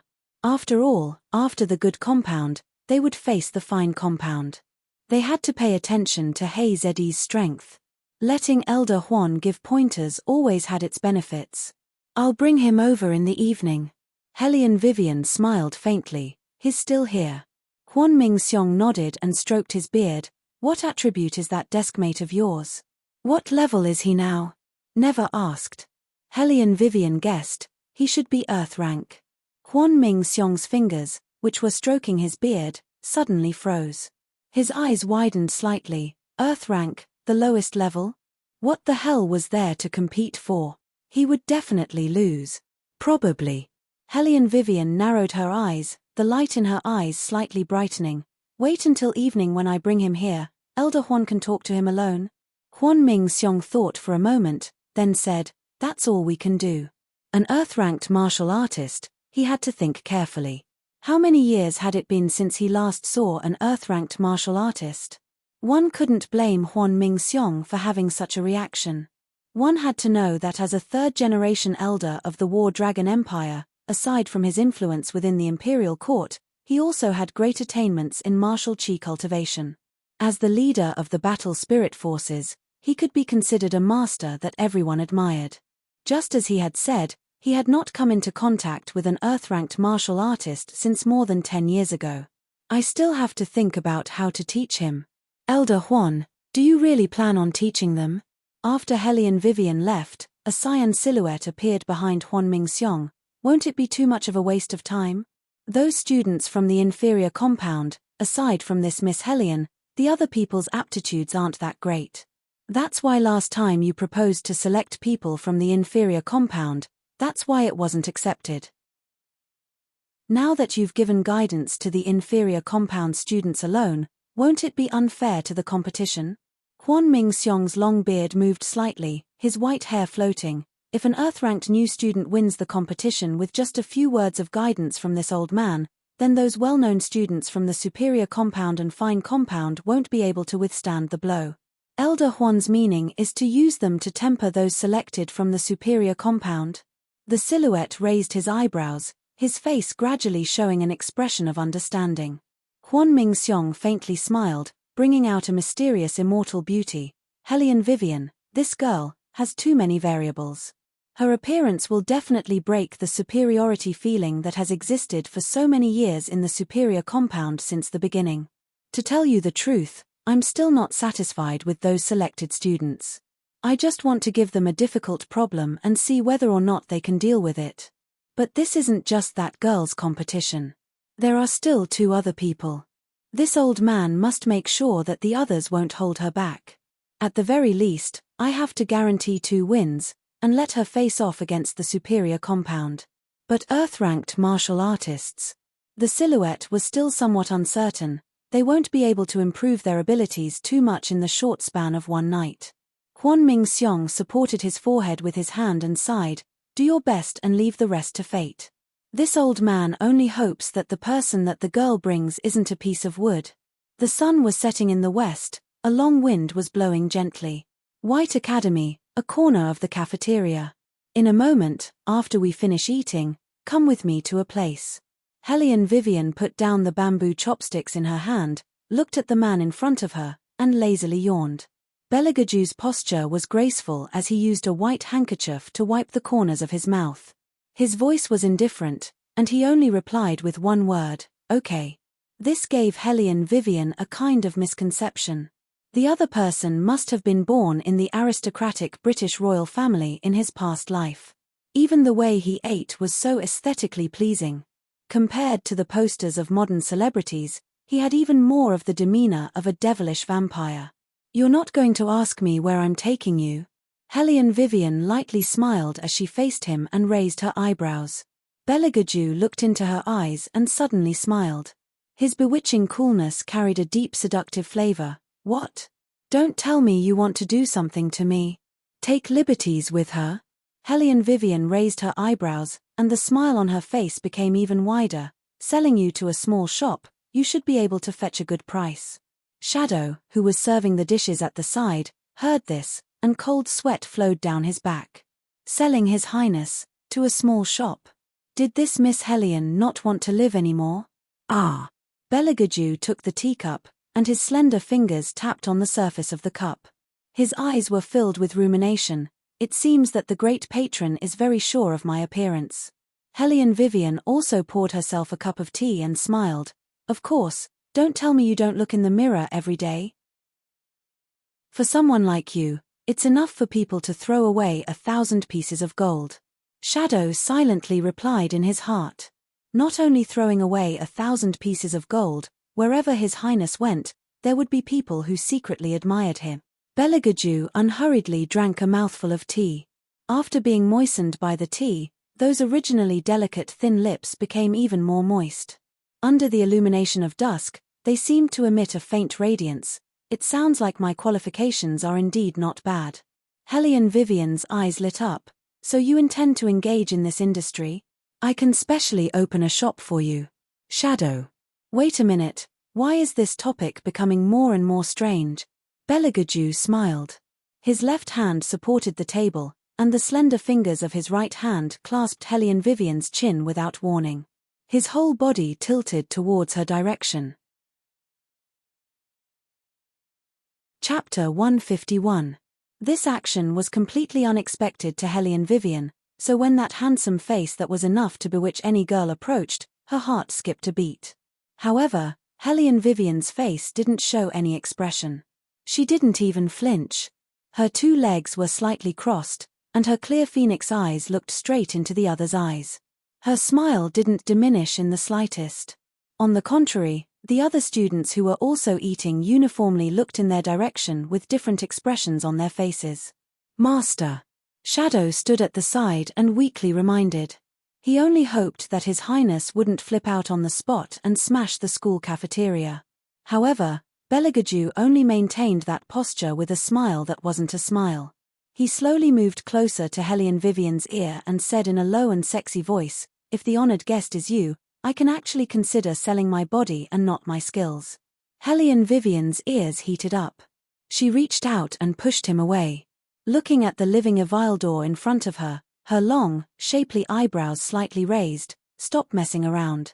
If we wait any longer, the sky will be dark. It's not good to make people wait. There's someone else." Beligaju also didn't have the mind to let people admire him. He leisurely adjusted his collar and glanced at Hellion Vivian, his long eyebrows wrinkling. Hellion Vivian made a sound and explained the situation to him. "I don't know what stage your martial chi is at, but there's no harm in increasing your own strength. It just so happens that someone suggested that they can help us with tutoring." "Oh." Beligaju lazily raised the corner of his mouth. On the surface, he looked quite interested. However, those familiar with him knew that this was mostly perfunctory. Shadow followed behind the two people, his mouth wide open. In Dragon War Empire, there shouldn't be anyone who can tutor His Highness. Hellion Vivian also knew that his enthusiasm wasn't high. Her thin lips carried a smile. "The tutor is Huan Mingxiong." Beligaju's fingers paused. He slowly raised his eyes, but didn't say anything. Shadow was completely stunned. "Elder Huan? Then wouldn't His Highness' status be? You know Elder Huan as well?" Hellion Vivian's sharp eyes swept over Ying's reaction and her phoenix eyes deepened. For a moment, Shadow was unable to react. His fingers stiffened as he tried to think of an excuse. He was afraid that one wrong word would ruin His Highness' plans. However, Beligaju merely glanced at him indifferently, and still spoke with an unhurried tone. "We've met a few times before. Elder Huan is an elder of 3 generations. There's no one in the War Dragon Empire who doesn't know him. I didn't expect you to have met before." Hellion Vivian smiled. "That's good. Let's give him a surprise." On one hand, Shadow was admiring His Highness' acting skills, but on the other hand, he felt a headache coming on. He thought that this definitely wouldn't be a pleasant surprise for Elder Huan. It was more like a scare. "Yes." Beligaju's thin lips slowly curved up as he lowered his arm. "After coming to the White Academy for so long, I haven't met him yet. Indeed, I should give him a surprise." When Ying saw that smile, his body trembled. His Highness wanted to take revenge on old Huan for slandering him last time. Absolutely. However, Elder Huan doesn't want other people to know that he's in the academy. Hellion Vivian shrugged her shoulders and lightly laughed. "So, you understand." Beligaju curved his lips. "I understand." As it turned out, his soft spot was here, hair. Achoo. In a corner of the trading courtyard, an old man who was sweeping the floor suddenly sneezed. He turned his head to look. Was it going to rain soon? Why did he keep feeling that his back was cold? Huan Mingxiong rubbed his back and decided to put the matter of sweeping aside for now. He looked in the direction of the setting sun. That girl should be here in a moment. It just so happened that he could take advantage of the little time he had left to think about how to teach people. Sigh, an Earth-ranked martial artist. Huan Mingxiong couldn't help but sigh deeply. Shaking his head, he entered the library pavilion. On the other side, in the superior compound, which was filled with talents, there was a great hall within the compound that received a lot of attention. It was said that the students who could enter this great hall were all 1 in 1,000 geniuses. Here, apart from the people in charge of each compound and the dean, even the teachers didn't have the qualifications to take half a step inside. The entire hall only had a single white stone pillar that reached the sky. The incomparably luxurious night pearls were like specks of starlight adorning the night sky. Floating above the hall were armaments flashing with light. Every time someone stepped in, they would vibrate in resonance. There wasn't a single one that wasn't mysterious. There wasn't a single one that wasn't stunning. Under the dome, there was a lingering fog that didn't disperse all year round. That was a barrier propped up by a superior cultivator. It was invincible, gentle and sacred, like a fairyland, making people gasp in admiration. When Murong Changfeng, Helian Jiawa, 7th Prince, as well as Yuan Ling Xian entered, they couldn't help but be shocked. Even though they were born in aristocratic families, it was also the first time they saw this kind of scene. It was almost inviolable. Some people said that this was a temple left behind from ancient times. The man who had once conquered the entire divine continent lived here. Later, the man was sealed, and this place also became a wasteland. In the end, the Dragon War Empire accepted the management, and White Academy was responsible for the reconstruction. Until today, this temple had already existed for more than 1,000 years. Its extravagance was something that no other temple could compare to. Even the imperial palace might not be able to reach this level. Today, I called you all here to tell you one thing. Tu Su Feng's black hair and white clothes slowly walked over. His voice also carried gentleness. This academy just received a notice that you all have been selected by the battle spirit forces. As he spoke, he slowly swept his gaze over the 4 people in front of him. In the end, his gaze landed on little bald head who was eating a steamed bun. With a bit of pampering helplessness, he said, "You all come from aristocratic families. There's no need for this academy to explain. You should all clearly understand what the 3 words battle spirit forces mean. This is the first time in recent years that they've selected new students. You're very lucky to have been selected as soon as you arrived." There wasn't a single person who wouldn't be excited after hearing this kind of news. No matter how arrogant Yuan Ling Xian was normally, at this moment, his face was also filled with excitement. Helian Jiawa even more hated that she couldn't publicize this matter to the entire academy. Murong Changfeng was the calmest of the 3 people, but he also clenched his fists. He'd waited for this moment for too long. It could be said that in order to enter the battle spirit forces, he'd put in a lot of effort. However, the battle spirit forces also put forward a request. Tu Su Feng lowered his finger, his eyes carrying a smile. If you want to truly become a member of the battle spirit forces, you must let them see your strength. In this time's competition within the academy, the battle spirit forces requests that you all win all 4 matches. Yuan Ling Xian smiled, completely confident. That's simple. Helian Jiawa also curved her red lips. Her meaning was obvious. Any one of the people from the superior compound could completely defeat the other 3 compounds, not to mention that the 4 of them were people selected by the battle spirit forces. The result was already very clear, they couldn't possibly lose. Although Murong Changfeng didn't express anything, that arrogant and imposing expression also expressed the same meaning. Only the 7th Prince, little bald head, had a slightly tangled expression. Chapter 152. Tu Su Feng glanced at them, a trace of light flashing through his eyes. His smile was warm and sincere. So to speak, you don't need to adjust your order in the competition. I've seen your name list. It says that if the inferior compound enters the finals, Only Yuan Ling Xian will compete. The rest will be substitutes. Isn't this method inappropriate? To deal with those people from the inferior compound, I alone am enough. The corners of Yuan Ling Xian's mouth carried a smile, but it was hard to conceal his condescending disdain. What's more, whether or not they'll be able to last until the end and face us is another matter altogether. Tu Su Feng lightly smiled and made a no sound, but didn't continue to ask Yuan Ling Xian anything. Instead, he turned his head towards the little baldy and asked, "What about you? What do you think?" The only one who knew of that brat's identity was only this little nephew of his. He really wanted to see his two brothers fight. The seventh prince looked at him with the vigor of a tiger and took a bite of the meat bun. As long as the inferior compound doesn't let me fight, I'm fine with anything else. In any case, he'd already decided that he had to avoid fighting with third brother. Only, he didn't expect that these words would have a different meaning in the ears of Yuan Ling Xian and the others.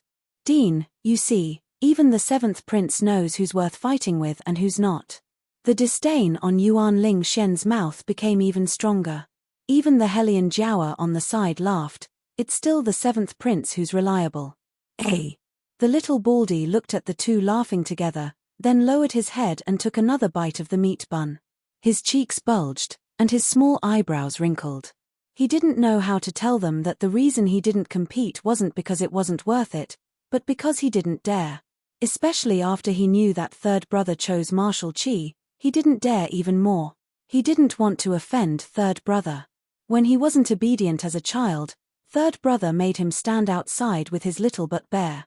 He knew that he and the fire Chelin loved to eat meat, but he didn't let him eat. He even said that if he was seen naked, he wouldn't be able to marry a wife in the future, let alone have meat to eat.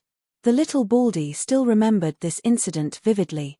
For the sake of being able to marry a wife and eat meat, he didn't commit any more crimes. He was afraid that his third brother would make him perform the rabbit dance for the palace maids again. He was a grown man now, so he couldn't be so casual. "You'll be loved." Little Bald Head very seriously began to count how many palace maids would blush when they saw him ever since third brother made him do the rabbit dance. Thinking about it carefully, there were too many. His fingers were not enough. Tu Su Feng was worthy of being the one who had been with the little seventh prince the longest. With one look at the little guy's adorable tiger face, he knew that this disciple of his had started to daydream again. However, do you guys really think that those students from the inferior compound are nothing to worry about?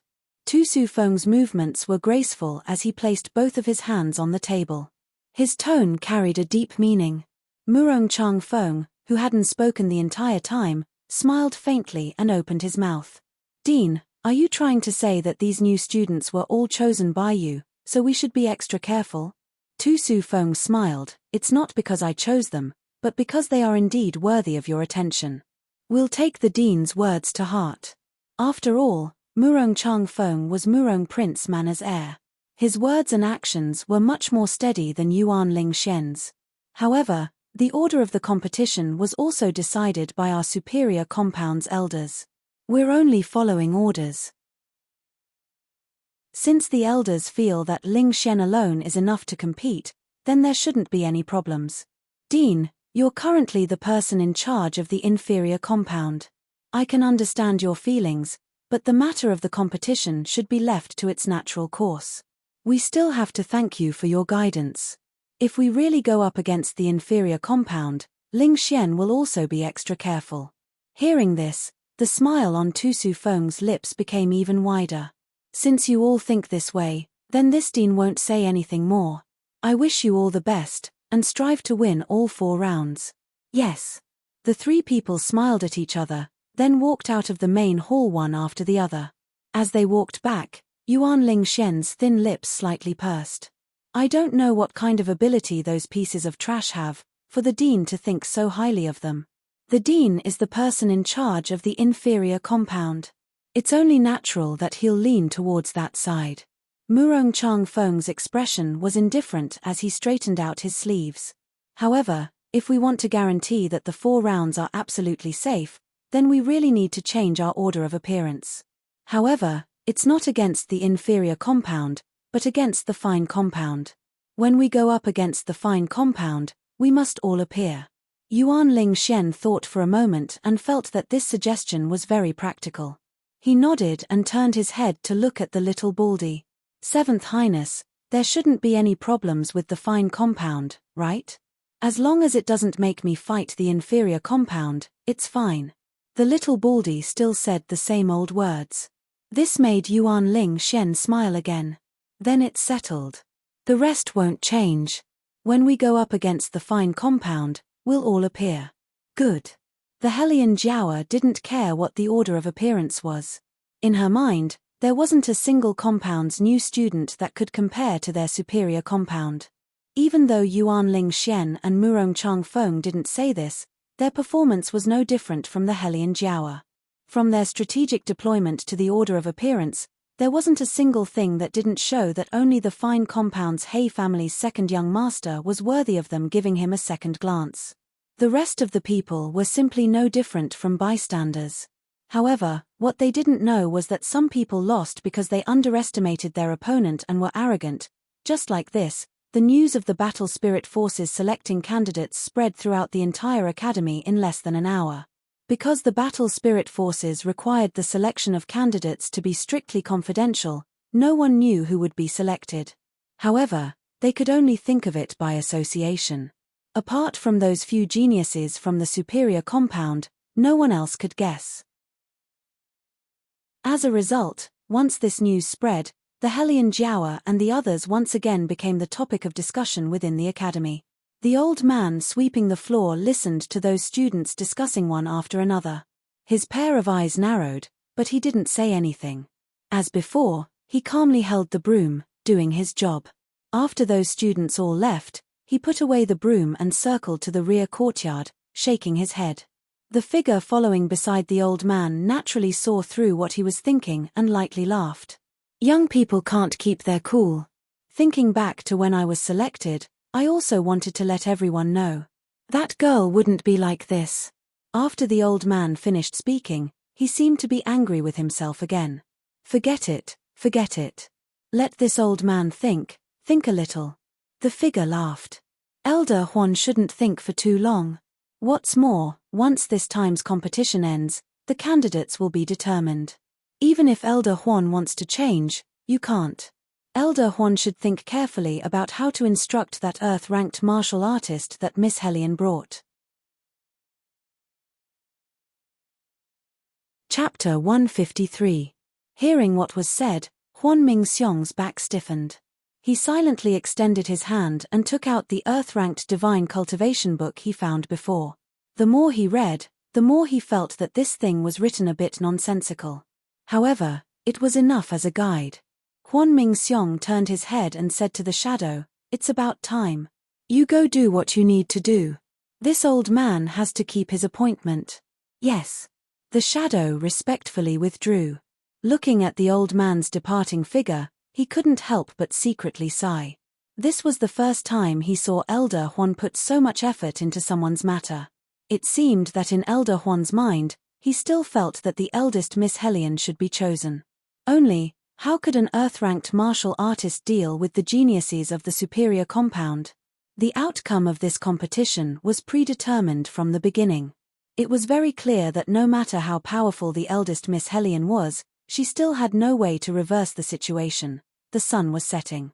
It was truly the time of encountering the devil. In a corner of the trading courtyard, the radiance slanted down, painting the surroundings into a boundless golden color. The entire earth was enveloped in an extremely enchanting orange radiance. The clear blue sky was as pure as the tranquil sea. Occasionally, a large blackbird would let out a loud cry in the sky. The white clouds were like silvery white velvet, covering the azure sky. The radiance projected down from the gaps in the lush tree canopy, forming swaying specks of light around her. The specks of light were once again shattered by the enormous green tree canopy, projecting onto Hellion Vivian's face, making her squint her eyes comfortably. Following that, she stretched her body and said to Beligaju, "Elder Huan should be here soon. You sit here first, I'll go out and take a look." "Okay." Beligaju held the teacup in his hand, his fingertips lightly turning it. At this moment, That pair of narrow and deep eyes also seemed to be dyed with a thick golden color, giving people a kind of mixed blood charm. Helene Vivian couldn't help but think of the word Evildor in her mind. As she strolled out, Huan Mingxiong just happened to be walking over with a broom. "Where's that deskmate of yours? Why don't I see him?" Huan Mingxiong's originally hunched back straightened up. Once the disguise was gone, he immediately had the immortal air of an old man.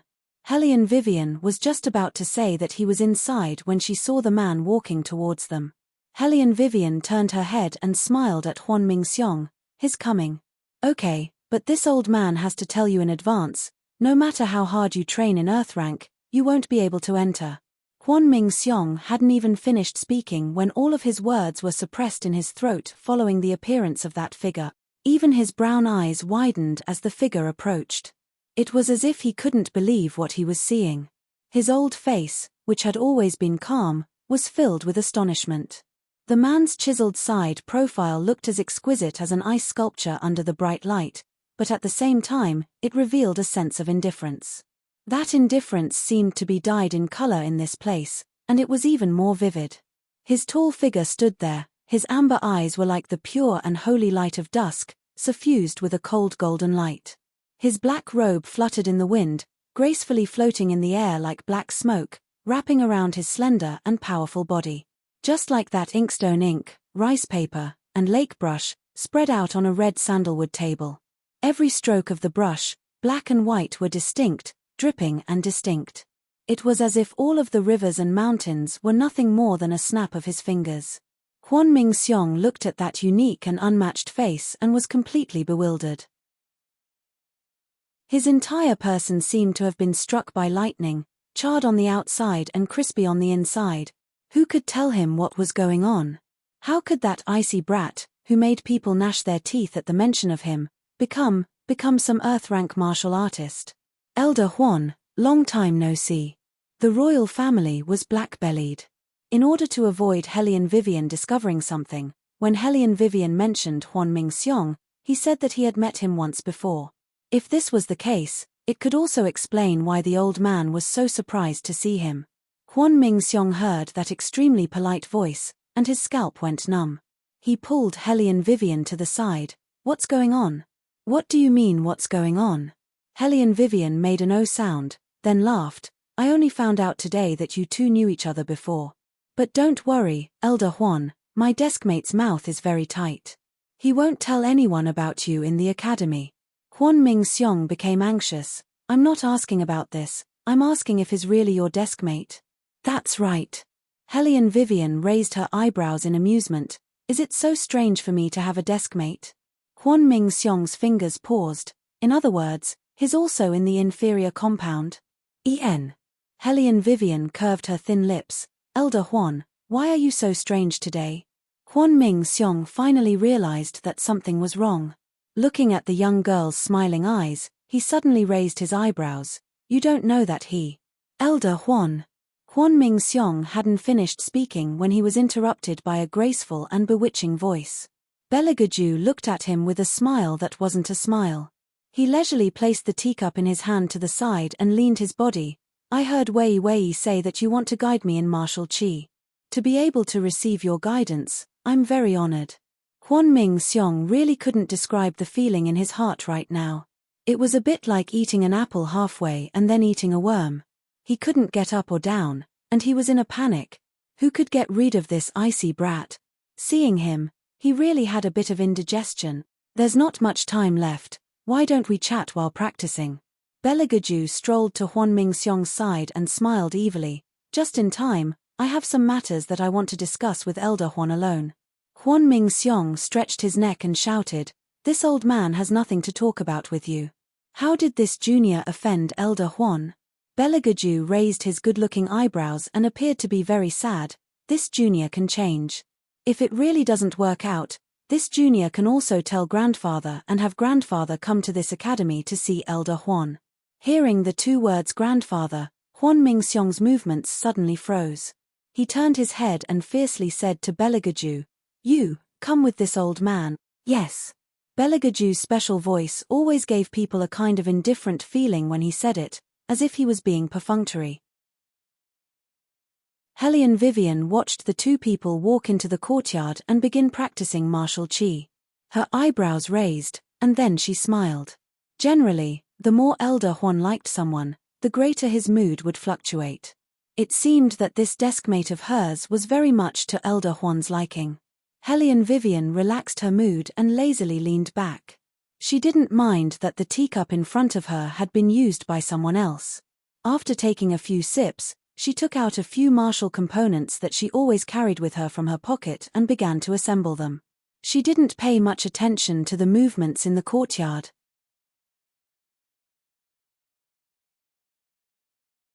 Chapter 154. Besides using retired emperor to pressure people, what else do you know? Huan Mingxiong assumed a stance while glaring at Beligaju with extreme indignation. Stinking brat. Beligaju's smile faded, and he said indifferently, I know many other things. For example, telling everyone your identity. You. Huan Mingxiong gnashed his teeth. What do you want to do? Beligaju smiled, a trace of wickedness seeping into his bones. What can a gigolo like me do? When the three words gigolo came out, Huan Mingxiong seemed to choke and began to cough heavily. Very good. Beligaju continued to speak, his voice neither cold nor indifferent. It seems that Elder Huan still hasn't forgotten the matter of spreading rumors that I'm a gigolo.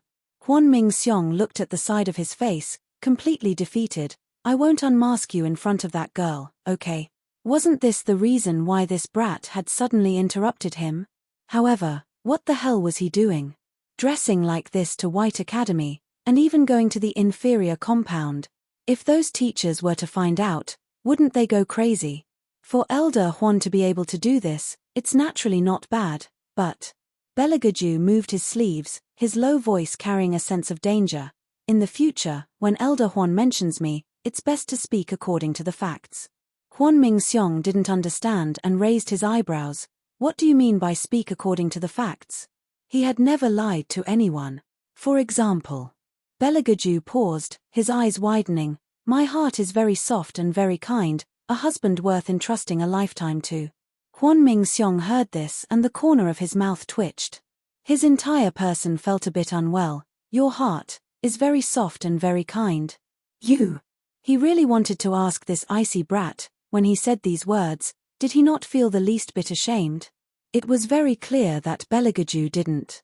He calmly withdrew his gaze, his entire body full of self-restraint. Me. Do you believe it yourself? Huan Mingxiong chuckled. Beligaju's gaze swept over Huan Mingxiong's face without the slightest ripple of surprise. Evaluating this sort of thing is originally meant for others to hear, to make others believe. I believe that Elder Huan can do it. Huan Mingxiong. He was forcing him to lie with him. He had already said that this icy brat had a belly full of black water. Whoever provoked him would be reduced to ashes. Well, since we've reached a consensus, let's start with martial chi. Beligaju paused for a moment. What stage of martial artist did she tell you about me? Huan Mingxiong raised his head and gazed at the sky. Earth rank. He swore that this was the most fraudulent earth rank he had ever seen in his life. Earth rank. Beligaju furrowed his beautiful eyebrows and pressed his fingers to his forehead. He seemed to be having a headache at this stage. He lowered his eyes and thought carefully for a moment. Then, he moved his fingers and his entire body emitted a faint yellow light. Huan Mingxiong stared blankly for a moment, his eyes surging with stormy waves. He was clearer than anyone about the strength of this brat in front of him. Ever since he became the leader of the battle spirit forces for the first year, he began to earnestly urge this icy brat to join. However, every time, he returned without success. As early as 10 years ago, Beligaju had broken through to the 10th level of the gold rank, reaching the peak that everyone envied. However, the heavens were jealous of heroic geniuses. A fire that no one could have predicted pulled this proud son of heaven down from his altar. At that time, he thought, there should be a chance now. Even if he didn't personally go out to fight, this icy brat's comprehension of martial chi could still become a well-known figure in the battle spirit forces. However, the result was still the same. Not only did he not agree, he even closed the door to everyone. So much so that when Huan Mingxiong thought of him later, he felt a burst of pity. Don't look at how he talked about Beligaju in front of Hellion Vivian. In reality, the disciple he wanted to accept the most in his life was this stinking brat. He originally thought that this person had lost all of his martial chi, but with a wave of his hand, he changed the attribute of his martial chi. This could only mean one thing. Right now, on this scoundrel's body, not only did he have the 10th level of the gold rank martial chi, but he also had other attribute martial chi. This was simply 100 years, no, a rare genius that only appears once in 1,000 years. Even if it was him, at this stage, at this age, he only grasped 2 types of martial chi, and it would only appear in times of crisis.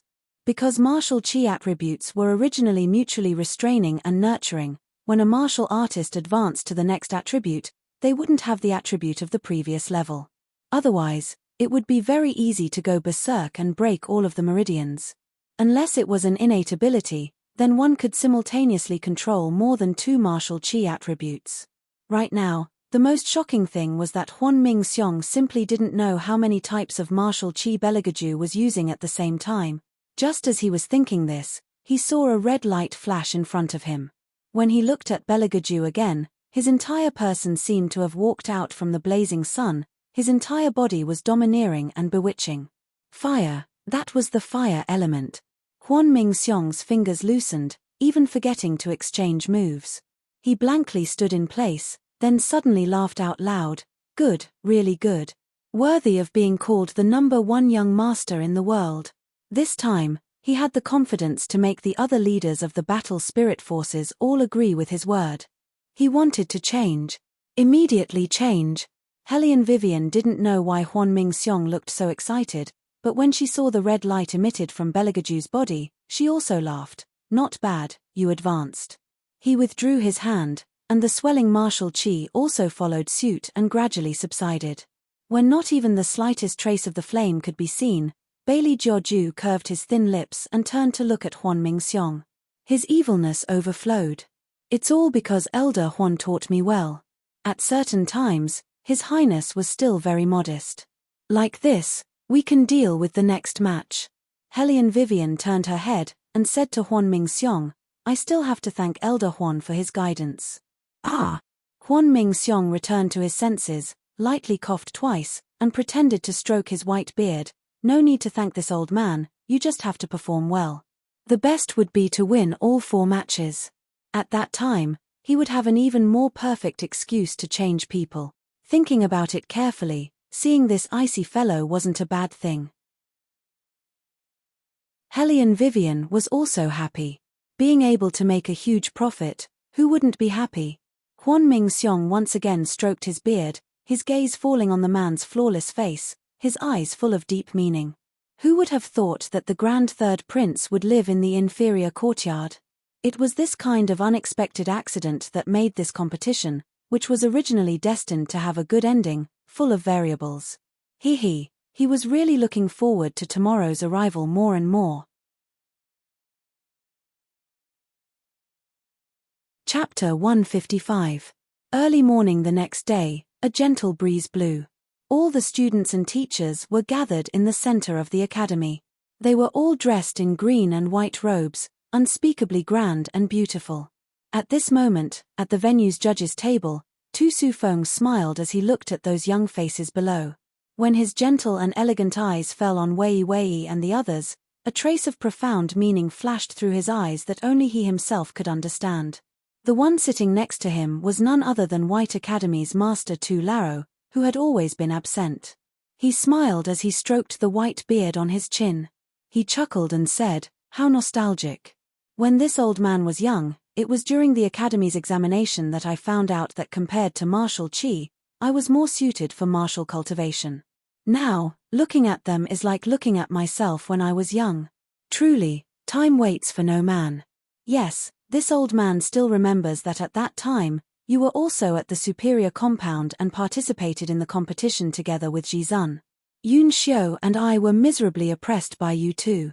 The superior compound's master shook his head and said, at that time, you were much more arrogant than you are now. You even said that even if we were old, our disciples still wouldn't be able to win against your disciples. You actually did well, accepting Lord Murong as your disciple. Ji Zun, that cold temperament, chose this and that, yet he chose a low-level martial artist who had never come into contact with martial cultivation. I really don't know what he was thinking. Tu Laro smiled and didn't answer this topic. He only said, at that time, I was young. Looking at these children now, maybe we can meet some good seedlings. Our superior compound has a few. Master Bai faintly smiled, their strength is not bad. Tu Lao, you can actually consider them. Tu Laro made an O sound, then said, I actually hope to see the strength of the other compounds. It would be best if an unexpected talent appeared.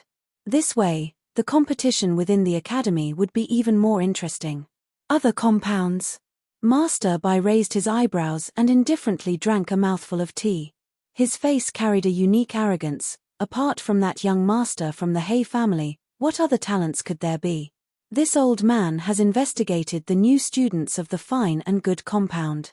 As for the inferior compound, even if this old man doesn't say it, Tu Lao, you should also know what's going on over there. Wanting a talent to appear is harder than ascending to the heavens. Tu Lao put down the teacup in his hand and smiled. Principal, hearing Master Bai's words, don't you want to say something for your student? Tu Su Feng originally saw those people yawning and felt a little helpless at their indifferent attitude. Now that he heard these two people bring the topic to him, he gently curved his lips. There's no need to say anything. Let's wait and see the result. It sounds like the dean thinks that those people from your academy are very promising. Master Bai laughed out loud, the ridicule was self-evident. Dean, this old man knows that you treat all the students equally, and this is the first time you personally lead a student, so I want to make some achievements. However, no matter how much you carve rotten wood, it is not as exquisite as jade. Tu Su Feng retracted his gaze from Helian Vivian and the others, and said with a non-committal smile, that may not be the case, the competition has not started yet, and everything is unknown. Perhaps there will be a result that Master Bai would not expect, so we should just watch the competition carefully. After saying this, he turned his head away, not caring about Bai Jingwen's expression. Bai Jingwen heavily snorted coldly. His mouth didn't say anything, but his heart disdainfully thought, what kind of unexpected result could those trash from the inferior compound have? They were only here to make up the number of people. He reckoned that they wouldn't even be able to pass the good compounds test, and would be done for. If it was up to him, then the good compound should be abolished. Their White Academy had a long history of several hundred years. Not to mention the Dragon War Empire, even in the entire Divine Continent, they could still stand a corner. It was because they had the entire Dragon War Empire's top talents here. And those commoners without any aptitude from the inferior compound were simply here to drag down the Academy's grade. Bai Jingwen lowered his head and drank a mouthful of tea. This time, if the inferior compound still couldn't make any achievements, then the clan elders would have an excuse to propose to the emperor to abolish this compound. Thinking like this, he felt very comfortable. His body leaned back, and his two hands were placed in front of him, as if he was waiting to see how the inferior compound would lose. The students didn't know what the masters were thinking. Every student from each courtyard stood in the same line, listening to the teacher announce the competition rules. The competition was arranged in order from lowest to highest. Today's match was the inferior compound versus the good compound, and the fine compound versus the superior compound. The competition was divided into 2 rounds. Whoever wanted to watch the competition would go to watch the competition according to the order. The contents of each competition were drawn up by the masters in charge. The first 2 matches had the teacher as the referee. When it came to the finals, the masters would personally judge. The most popular was Master Tu Lao. All the students wanted to use this opportunity to speak a few words with Master Tu Lao and ask for an armament that belonged to them. Unfortunately, Master Tu Lao sat too far away.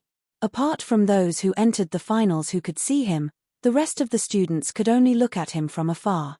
Once the competition rules were set, the students quickly moved to the 2 large venues. Compared to the fine compound versus the superior compound, the inferior compound versus the good compound's venue wasn't very lively. However, there were still 20 to 30 people who came to watch the competition. Almost all of them were from the inferior compound. The good compound was very few, because they simply didn't place this competition against the inferior compound in their eyes. If they had the time to watch this competition, they might as well go to the other venue first and see the fine compound's strength. When the time came, they could also provide some useful information for their own competitors. The first match, divination match, will be half an hour long, the teacher's aged and deep voice sounded. As the captain, Helene Vivian was currently lying on the wooden table to catch up on her afternoon nap. Her long chestnut hair had a strand of restless curly hair sticking up. Within her laziness was a bit of a casual feeling. Nangong Lai's lips curved into an evil smile. His pair of beautiful peach blossom eyes looked towards the young ladies watching the competition. Slightly curved, he occasionally blinked his left eye, causing countless young ladies to blush. Compared to these two people, Beligaju really belonged to the normal category. Only, could he not look at the chair as if it wasn't soft, clean, or luxurious enough to deserve a beating? When the teacher saw this, he expressed his anger. He stiffly tightened his grip on the name list in his hand and yelled, "The first match, divination match. Students who haven't yet entered the venue, please enter the venue as soon as possible. Your eyes are really beautiful. Perhaps after I finish the competition, we can go to the commerce compound together for a stroll?" Chem. Nangong Lai didn't stop playing with electricity. Perhaps it was because he didn't have the sacred identity of the genius priest that he could be so unbridled. This made the young lady closest to him bashfully lower her eyes. She didn't even dare to raise her eyes. She softly replied, "Okay. Rip." The name list in the teacher's hand completely shattered. Chapter 156. The student participating in the divination. The teacher pointed at Nangong Lai. "That's right, it's you. Do you still want to compete or not? If you don't compete, then we'll treat it as forfeiting the competition." Nangong Lai very innocently looked back. His handsome face carried a placating expression. "Teacher, life is so beautiful, yet you're so irritable. Not good, not good. You." The teacher was so angry that his liver hurt. He was just about to say disqualify. Nangong Lai strolled over. The expression on his face changed into a murderous aura. "I'm ready. Let's begin." The teacher stared blankly. In the end, he took a deep breath. The first match between the inferior compound and the good compound begins now. As soon as his voice fell, the good compound's competitor immediately picked up the divination tool in his hand. Nangong Lai was hesitating whether or not to give the other a bit of face. After all, he was a member of a family of priests. It wasn't good for him to bully a new student with his bare hands. The good compound student standing next to him disdainfully glanced at him. "Trash is trash. You take so long to choose a tool. And so, what gentleness." It was all just a passing cloud. In less than a minute, Nangong Lai finished divining the result. Under the incomparably flabbergasted gaze of the inferior compound student, Nangong Lai walked back to his original position with an evil smile. His body leaned back, slowly and unrestrainedly. He even conveniently poked Helene Vivian, who was about to go on stage. The teacher stared blankly for a long while before announcing in disbelief. "This match, the inferior compound wins. Pa." The good compound student's divination tool shattered and fell to the ground. He hadn't even started yet. The second match, armament test. The teacher promptly returned to his senses and loudly announced. The teacher acting as the referee hadn't even warmed up his seat when he changed to the next one. He originally prepared a pile of explanations, but unexpectedly, not a single word was used. So stifling. So stifling. Helene Vivian yawned as she went on stage. Out of respect for the competitors, she curved her lips into a smile. She was serious and courteous everywhere. But what made her feel bad was that the other party didn't appreciate her courtesy. He arrogantly snorted and didn't have the slightest intention of talking to her. And then, the other party was thoroughly tortured to the point of tears. Under the scorching sun, this person could only stare blankly at Helene Vivian's slender and beautiful fingers, dazzling his eyes as he waited for the referee to announce the result of the match. The armament master was also a bit stunned. He looked at the Xian paper spread out on the wooden table with melancholy. He asked himself why in the world he had to prepare so many explanations in the first place. In the world for what? There were indeed not many people who came to watch the competition, but everyone was dumbfounded. Other than disbelief in their eyes, there was only shock left. The students from the inferior compound, who originally didn't have any hope of winning, even asked their good friends sitting next to them, "Pinch my face. What are you doing?" His friend was also in a daze. The student said, "I want to see if it's true or not."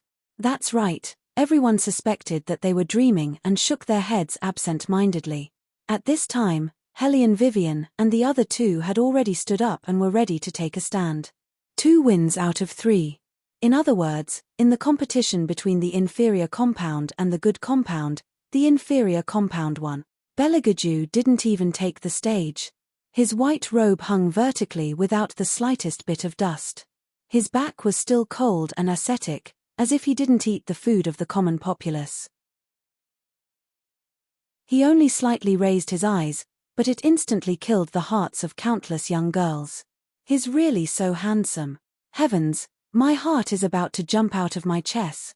I wonder what kind of wife he'll marry in the future. Nangong Lai's foot slipped and he was exceptionally indignant.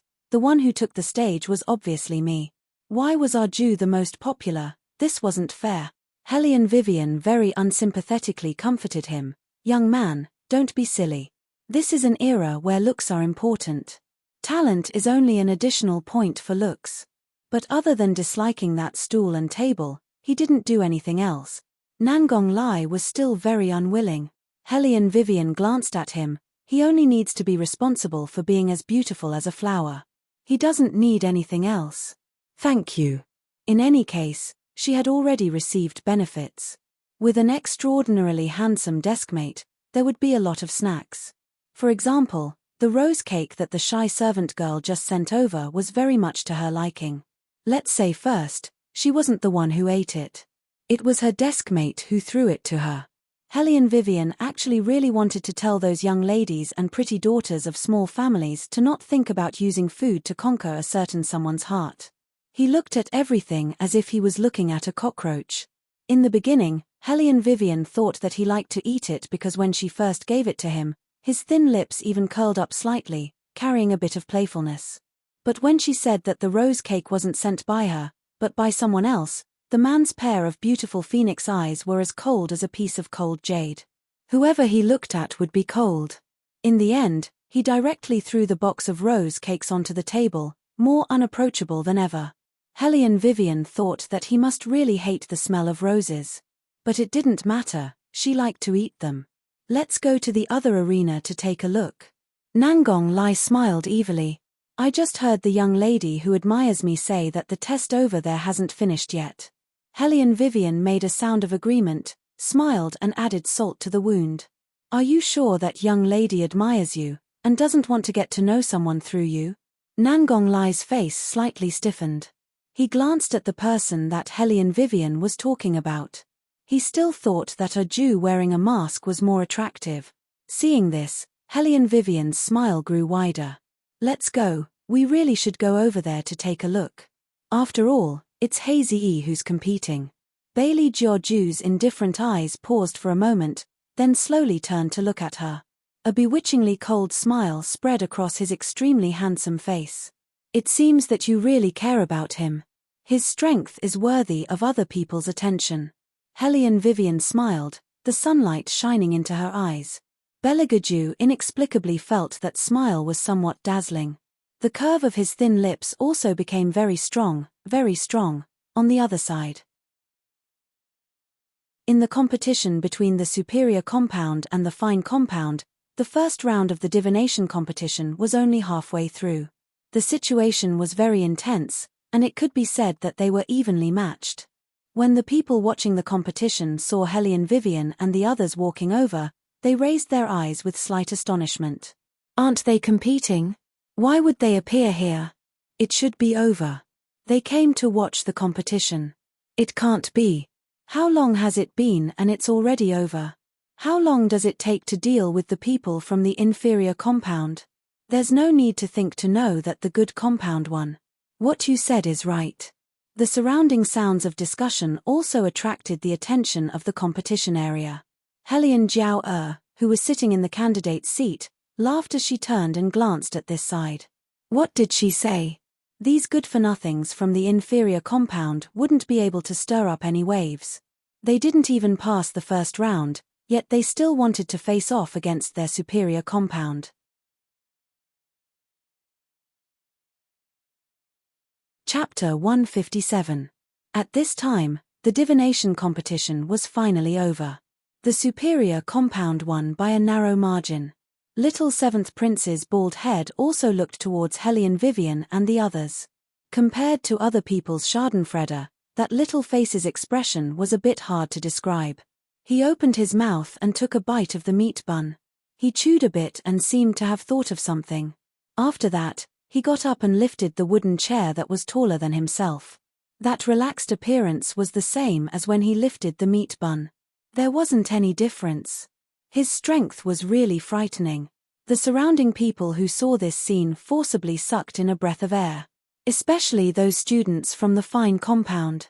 One after another, they broke out in cold sweat for the third martial chi competitor, the Hay family's second young master. Wasn't this seventh prince a bit too scary? He was only 5 years old. Was it really good to be this domineering? Little seventh prince also didn't care about the surrounding gazes. He put the chair next to Helian Vivian and the others with the vigor of a tiger. After that, he planned to move his short legs and climb up. Nangong Lai raised his good-looking eyebrows and looked at him. He did his utmost to hold back the smile at the corner of his mouth. No matter how impressive this little imp was normally, he couldn't change the fact that his legs were short. However, it was a pity that with this little girl from the Helian family here, he couldn't hold this little imp in his arms and properly pinch him. Sigh, in order to be able to freely talk about poetry and life philosophy with the young ladies from each family, he still had to endure. After all, once his identity was exposed, it wouldn't be as fun as it was now. Little Bald Head climbed for a long time but still couldn't climb up. That pair of thick little eyebrows tightly knitted together. After that, he gave Nangong Lai a warning look. After that, his gaze fell on Beligaju again. Third brother's side profile looked especially cold. Why was this? Little Bald Head tilted his head and pondered for a moment. He silently moved the wooden chair back a bit. No matter what, he couldn't provoke him. Helian Wei Wei looked at the little guy who didn't manage to climb up the wooden chair the first time and decided to roll up his sleeves and climb up the second time. She smiled gently, bent down and reached out, picked him up, and placed him firmly on the wooden chair. The little seventh prince was stunned as he felt the soft hair brushing past his cheeks. He subconsciously looked towards Beligaju. Beligaju also glanced at him. His thin lips seemed to move, but there was no sound. In addition, his movements were not obvious, so it did not attract anyone's attention. Only the little seventh prince knew what he was talking about. He awkwardly moved his short legs and stiffly said to Helian Vivian, "Thank you." Helian Vivian couldn't help but be amazed by his adorable appearance. Such a punk-style child was really rare in ancient times. What was cool and arrogant was that the meat bun never left his hand. Helian Vivian smiled. She seemed to have thought of something. She took out the beef jerky that she had prepared earlier and handed it to him. The little seventh prince's eyes suddenly lit up. He silently raised his head, and after seeing that someone didn't say anything, he quickly took the beef jerky. "Good boy." Helian Vivian patted his head and had the urge to take him home. "Good boy." Nangong Lai was very skeptical of Helian Vivian's sense of beauty. This woman had never seen the appearance of the little rascal beating people. Holding a stick and fiercely beating people, that posture was even more arrogant than his older brothers. Kai, is this a new way to curry favor? The superior compound spectators laughed out in ridicule. Someone followed up and said, "You guys should just let her interact with the seventh prince. After all, she didn't even win the first match. If she doesn't think of some underhanded ways, how can she survive? If she wants to interact, let her interact with other people." Don't pass on the bad luck to our senior brother. Yuan Ling Xian, who still hadn't gone on stage, looked over and frowned. He then strolled over. Seventh Highness, how come you're sitting with these people? The little bald head raised his head and narrowed his eyes. Where he wanted to sit, was it his business? It wasn't that Hellion Vivian didn't hear Yuan Ling Xian's disdain for them. She crossed her arms in front of her chest and lazily looked over at him. Yuan Ling Xian raised his eyebrows and extended his hand, wanting to pull the seventh prince up. Seventh Highness, it's your turn to go on stage. Let's go. The second match isn't over yet. The little bald head ate the jerky, his voice cold. Before there's a result, you're not allowed to bother me. Yuan Ling Xian's face stiffened. He was the successor of one of the 4 great clans, yet he was actually being lectured by a little baby.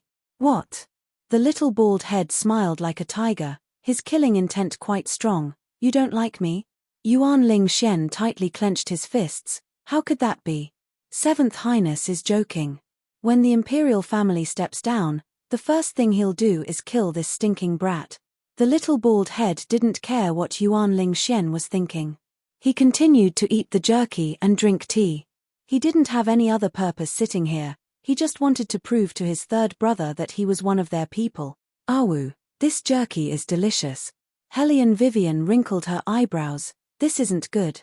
Seventh Highness, it's better to go back. Probably because he was a child, he still didn't understand the difference between the courtyards. The people from the superior compound had always looked down on them.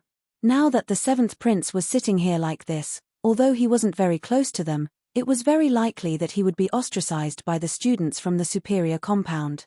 Hearing this, the little seventh prince glanced at Hellion Vivian, puffed up his cheeks, and refused very coldly. It's my turn to compete, I'll go back. Hellion Vivian laughed and shook her head, asking Beligaju beside her, why does he insist on sitting here? I also want to know. Beligaju slowly smiled. That smile didn't reach his eyes in the least. After all, we're not very familiar with each other, so I don't understand. However, I guess that he should be in his rebellious phase. Hellion Vivian raised her eyebrows, rebellious at the age of 5. The imperial family's people should be different from other people in this aspect. Beligaju absent-mindedly glanced at the little bald head's direction. His voice sounded very casual. I heard that when the seventh prince is excited, he likes to dance naked. I don't know if it's true. Perhaps, if there's a chance, we can appreciate it in a moment. The little seventh prince's small hand that was eating the jerky fiercely paused. His face had an expression of choking. Nangong Lai, who knew the cause and effect of everything, almost couldn't hold it in anymore. He could only hold his stomach, his shoulders trembling as he leaned to the side, holding back his laughter with great difficulty. At this time, Beligaju opened his mouth again, this time speaking to the little bald head himself. His voice was charming. I don't know who is more powerful between the seventh prince and the He family's second young master. The little seventh prince's face became cold. Third brother was giving him a task. He understood. Me. He answered without the slightest hesitation, his face full of vigor. Beligaju smiled meaningfully. I'm looking forward to the scene of the seventh prince beating the He family's young master to the ground. Chapter 158. I guarantee to complete the mission. Little seventh prince nodded. However, how did that He family's young master provoke third brother? Didn't third brother say before that he was a talent? Now he wants him to go fight him. Strange. Little seventh prince scratched his head, picked up the wooden chair and returned to his original position. That walking posture was very domineering. Hellion Vivian looked back and glanced at the man. You have enmity with He Zi? How could that be? Beligaju brushed away the dust on his sleeves, indifferent and harmless. I was only encouraging seventh prince, that's all. Children all need encouragement. Bullshit. Nangong Lai narrowed his eyes as he listened. He had personally watched a certain highness bring up the little brat. There was no encouragement in a certain highness way of teaching. Things definitely weren't that simple. Based on his understanding of Arju, the translation of those words just now clearly meant, little seventh prince, go, cripple him for me. Nangong Lai stroked his own smooth chin and started to recall whether or not he had just missed something. Suddenly, his eyes lit up as his gaze landed on Wei Wei's body. The corners of his mouth hooked up devilishly. So that's how it was. Arju must have sensed it himself. Things seemed to be getting more and more interesting, but regretfully, the superior compound didn't give little 7th Prince the opportunity to go on stage. The second round of armaments was fought by Murong Changfeng. It could be said to be a complete victory. Everyone looked at the half-burnt sandalwood and couldn't help but sigh. Worthy of being Master Tu Laro's disciple. Lord Murong's armament strength is simply too frightening. How long has it been and he's already defeated his opponent? Worthy of being called a genius among geniuses. Master Bai listened to the discussions below and stroked his white beard. He chuckled and looked at Tu Laro. It's still your disciple who's promising. He's really bringing glory to our superior compound. Compared to the other people's exclamations, Tu Laro's mood wasn't very high. If the other person wasn't his disciple, he would have already said it. He would have definitely blocked Master Bai's words. After all, this level of speed, compared to what he saw in the Phoenix building, was simply nothing. But, sigh. He had searched almost everywhere, but he still couldn't find that girl. He didn't know where she was now. Tu Laro almost suspected that this girl wasn't someone from the War Dragon Empire. Therefore, he had been waiting for the martial chi test to be held in the capital of the Divine Land. At that time, if that girl still did not appear, he would have no choice but to give up. Tu Tian lowered his eyes filled with an unknown regret. Yuan Ming saw this scene from within the mysterious illusion space. He let out an evil laugh. Woman, your speed should be at least 3 times faster than his. Hellion Vivian didn't answer, but the smile on his thin lips explained everything. He has always looked down on you. Because you are a piece of trash, he even kicked you aside. He doesn't care about our relationship at all. As Yuan Ming spoke, his lips curled into an evil smile. I wonder what kind of expression he will have when he sees your martial talent. Hearing what was said, Hellion Vivian set her gaze on Murong Changfeng. The corners of her mouth curved. She had always been very enthusiastic about slapping that scumbag's face. Nangong Lai glanced at her and said to Beligaju with a smile that wasn't a smile. It seems that our captain still hasn't forgotten the lord that she has pursued for so long. That kind of expression isn't like her usual self. Beligaju didn't move. He didn't even lift his eyelids. Nangong Lai frowned. Could it be that he guessed wrong? Arju simply didn't care who that Miss Hellion had in her eyes. He didn't know that in the instant he was puzzled. Beligaju raised his head and followed Hellion Vivian's gaze. His bottomless eyes overflowed with ice. His lower jaw was a sharp and deadly charming line, arrogant and indifferent, but no one could deny that Murong Changfeng indeed won beautifully in this match. It could almost be considered a high-level showdown, allowing the superior compound to defeat the fine compound with an absolute advantage. According to the principle of 2 wins out of 3, little 7th Prince didn't need to go on stage. This made him very conflicted. Looking at the figure not far away, then looking at the heavy buckle he took off, he very seriously made a decision. He vigorously walked towards the fine compound side of the arena and stood in front of Hei Ziyi, who was in the middle of comforting his teammate. His voice was steady. Find some time and let's duel. He just won, and now he wants to find someone to duel? Little 7, are you sure you're not provoking him? You're not rubbing salt in his wound? Tu Su Feng had a headache and used his hand to support his forehead. Just as he was about to laugh, someone over there handed over the results of the inferior compound and good compounds competition and even leaned over to say something in his ear. This time, Tu Su Feng really did laugh, but there was also something else in his helplessness. On the other side, Hei Ziyi was stunned by 7th Prince's murderous aura. He began to recall where he had offended the little one. After thinking for a long time, he still couldn't think of a reason. He could only raise his lower lip. I refuse. Refused. What to do? Could it be that this time, he really wouldn't be able to escape the misfortune of having to dance around naked? Little 7th Prince expressed that he was very distressed. He didn't even eat the meat bun as he sat in place and began to think of a strategy. In the end, he pattered in front of Belagaju and said with a serious expression, "I'll leave young Master Hay to you." That's right. Right now he was gambling on how much third brother hated that young Master Hay. If the degree was ordinary, he would always command others to make a move. If the degree was very deep, third brother would probably prefer to do it himself. En. Belagaju raised an eyebrow at him. That en word was very tasteful, and the end of his voice carried a trace of iciness. That's fine too. Then I'll properly entertain young Master Hay in 7th Prince's place. Nangong Lai, you're the one I wanted to hit from the beginning, using little 7 as an excuse. Can you be any more shameless? Hellion Vivian watched this interaction between the adult and child and felt that it was very interesting. You two shouldn't have known each other before, right? Little 7th Prince's tiger back stiffened, and he didn't speak. Belagaju calmly glanced back and used the same excuse as when he met Huan Mingxiong. We've met a few times. I'm actually surprised that 7th Prince actually still remembers this one. Remember, En. Little 7th Prince vaguely responded. He used the dried meat to rub his teeth, afraid that his teeth would be crooked if he lied. Hellion Vivian still felt that it was strange, and she was just about to ask something. Those people from the fine compound sneered. You can't even beat the people from the good compound, yet you still want to win against our captain. Why don't you take a good look at yourself and see how much weight you have?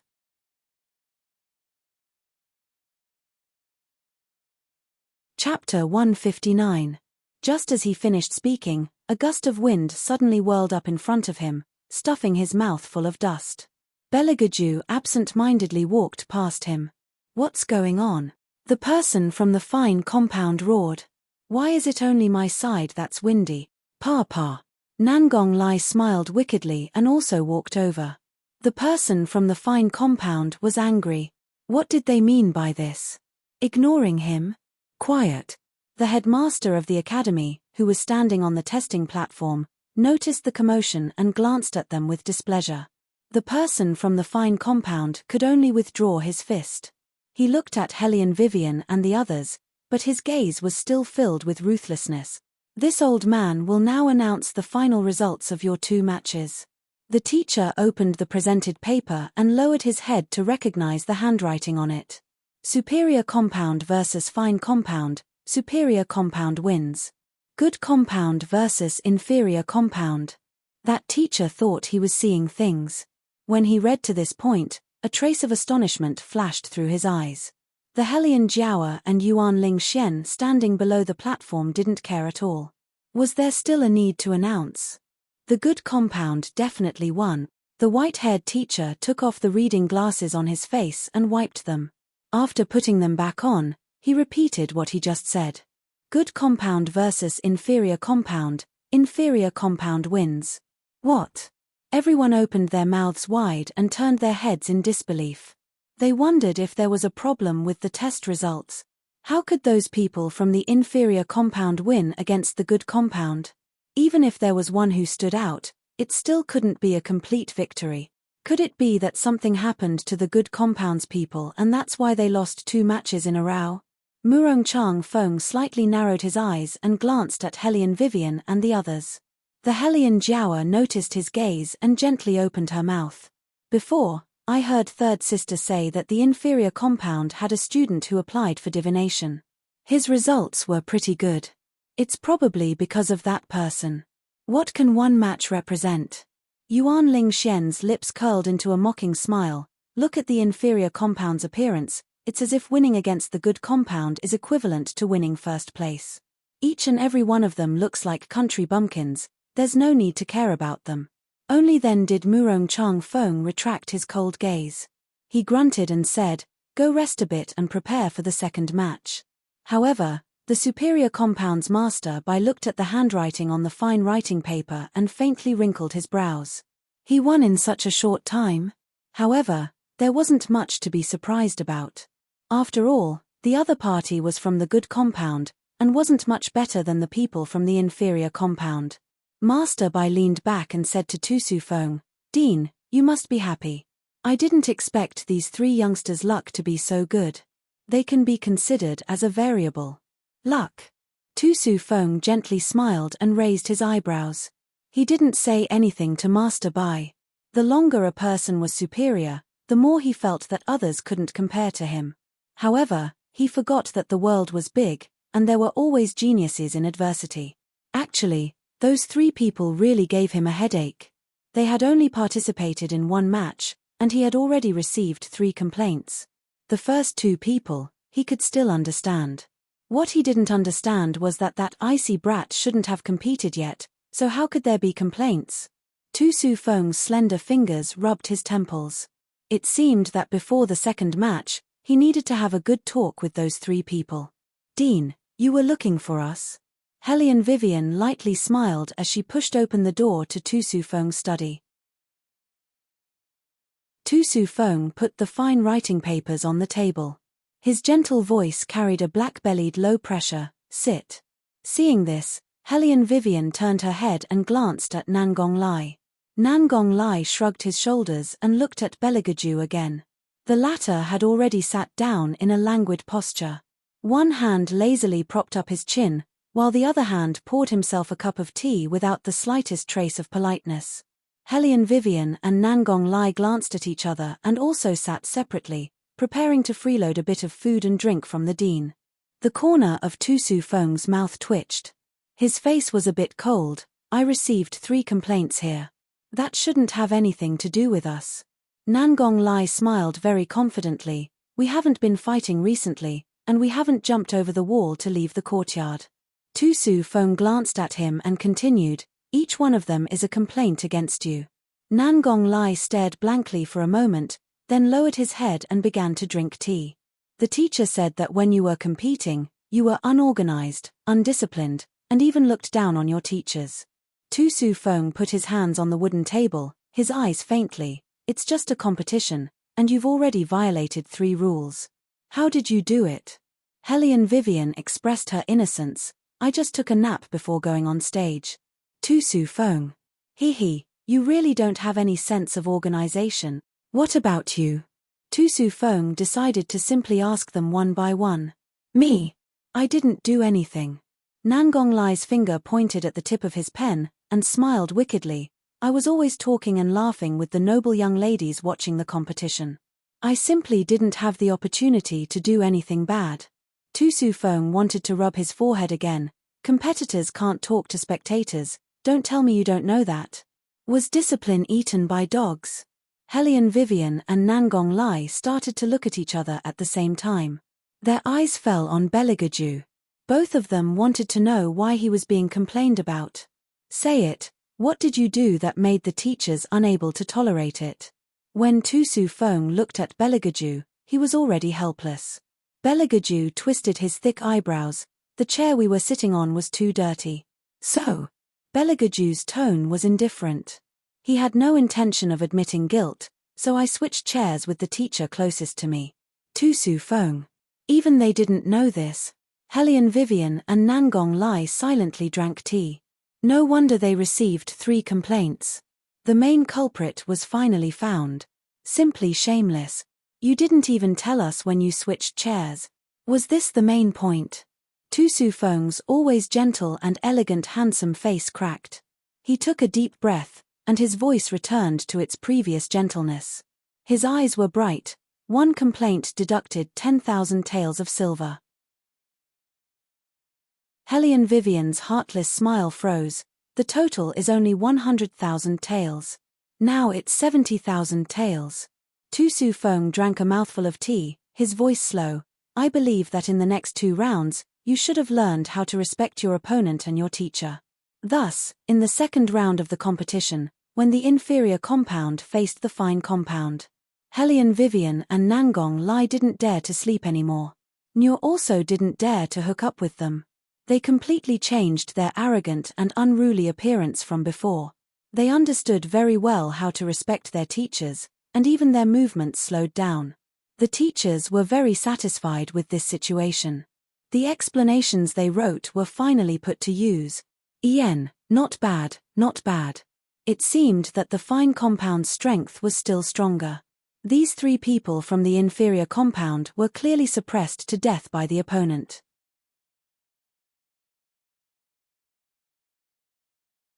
Chapter 160. On this side, Nangong Lai was seriously going easy on the water.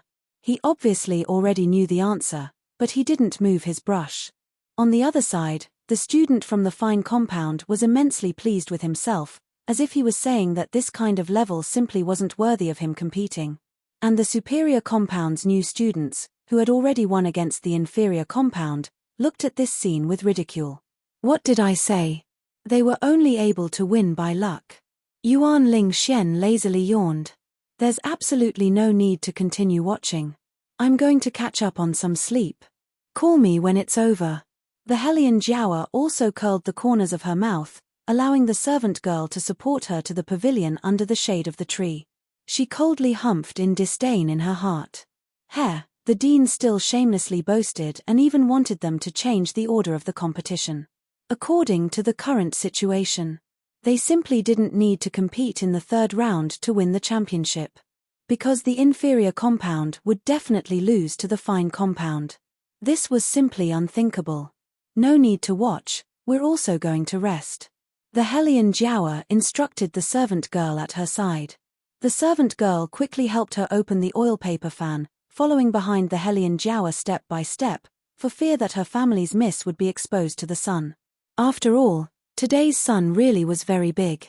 And the respected royal family had indeed never been active under such a big sun before. His fingers, white as ivory, felt very dissatisfied with this uncomfortable temperature. His eyebrows jumped, and his tone was neither cold nor hot. How long are you going to waste time for? Hearing this, Nangong Lai smiled, as if some crazy switch had been turned on. He directly waved his brush and wrote the answer. His speed was so fast that the fine compound student across from him was completely dumbfounded. What kind of situation was this? Was he on steroids? Okay, we won. Nangong Lai confidently flung his long hair, walked towards the seating area, and switched Hellion Vivian to the arena. Beligaju looked at him with heavy eyes. You won. Aha! Nangong Lai was very afraid of the heat. He lazily sat back and shook the front of his robe. Wasn't my posture just now very cool? Beligaju glanced at him and said in a voice as cold as ice, because of your victory, this lord missed the opportunity to fight Hazy. Good, very good. Nangong Lai's scalp went numb. Wait, Arju, listen to me. You can use other methods to deal with that black guy. Really, I can provide you with any secret about him. Oh. Beligaju raised his eyebrows calmly. For example? Nangong Lai said with a serious face, I have a record of all the places he went to. Beligaju smiled, extended his leg and coldly kicked him to the side. He shouldn't have trusted a lunatic. He won. The people from the inferior compound won again? The students sitting in the fine compound's viewing area murmured blankly, as if they were dreaming. How is this possible? This is impossible. The contestant in the armament competition simply couldn't believe that he actually lost to a good-for-nothing who didn't even have a bit of chi. Holding the incomplete armament in his hand, he stared blankly at the opponent. Suddenly, he bellowed, cheating. You're definitely cheating. Cheating. Hellion Vivian raised her eyebrows and didn't look at that student. Instead, she looked towards Hazy. Her meaning was very clear. This is your team member. Can't even afford to lose. Nangong Lai fully displayed his gossipy nature, and said with interest, Arju, look, our captain and the He family's young master are going up against each other. Beligaju's hand holding the teacup slightly paused, and the tea in the cup rippled layer after layer. Ah, this is the rhythm of a fight. Nangong Lai very happily extended his long legs. Let's go, I'll take the lead. The He family's young master, who'd always been known for being overbearing and unyielding, also strolled over. Only, he didn't respond to Nangong Lai's words. Instead, he pressed down on that fellow student's neck, and pressed up. His magnetic voice carried a deep and low tone. A loss is a loss. But the contestant really didn't dare to believe that they were on par with the superior compound. Losing to the superior compound was excusable, but losing to the inferior compound, Hazy didn't care whether that person was willing or not. Holding the back of his collar, he faced Hellion Vivian and said, "We lost, but..." He paused, and smiled evilly. "Are you sure you can win against those people from the Superior Compound? If you go up against the Superior Compound again, it won't be in this order. The first match will be Martial Chi. As far as I know, your team member competing in Martial Chi has never appeared before, right? Can you really do it?" Hellion Vivian frowned. Was he doubting their team's ability? She curved her thin lips, and was just about to open her mouth. Just as she was about to open her mouth, she heard a graceful and bewitching voice ring out from beside her ear. The tone was extremely cold, like the gloomy sound of ice melting in black tea. Under such a scorching sun, it was hard for people not to notice. "Do you want to fight?" Hazy turned his head to look, only to see a person slowly stand up from the wooden chair. His legs were slender and straight, his waist was lean, and his chest was wide, presenting a perfect inverted triangle shape. He reached out and brushed away the non-existent dust on his clothes, then strolled over to him. His robe fluttered in the wind, and the sunlight began to bloom. Under the radiance, he became more and more beautiful, and at the same time more and more evil, just like the red spider lilies that bloomed all over the demon world. From head to toe, he emitted an indescribable coldness and cruelty. Handsome to the point of being indescribable. He turned his face to the side, the lines of his face were like a quiet and secluded bay, so cold and noble that it made people unable to shift their gaze. There was a grace that differed from the lower demons, a charm that differed from the divine gods. Both good and evil, extraordinarily handsome. Hazy frowned, intuitively feeling that the other party wasn't easy to deal with. No wonder those people from the Superior Compound all found him unpleasing to the eye. Just based on this face alone, he reckoned that he could attract a lot of jealousy. That was the type that the woman who grew up with him liked. Thinking to this point, Hazy's eyes also carried provocation. He raised his eyebrows and looked straight at the man in front of him, completely unyielding. Okay. Even though they hadn't started fighting yet, the sparks that crackled between the two of them made Hellion Wei feel a headache. She pressed her own temples.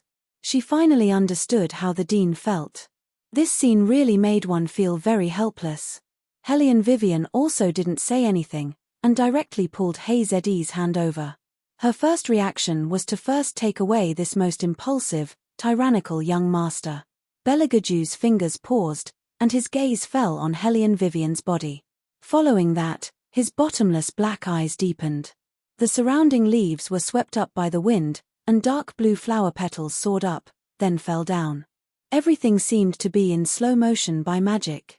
In that split second, the chill emitted from his body made even Nangong Lai, who was standing at the side watching the fight, tremble along with it. Ju, is he angry? You're tuning in to the Celestial War YouTube channel. Don't forget to subscribe and join us on this journey to catch the most captivating stories,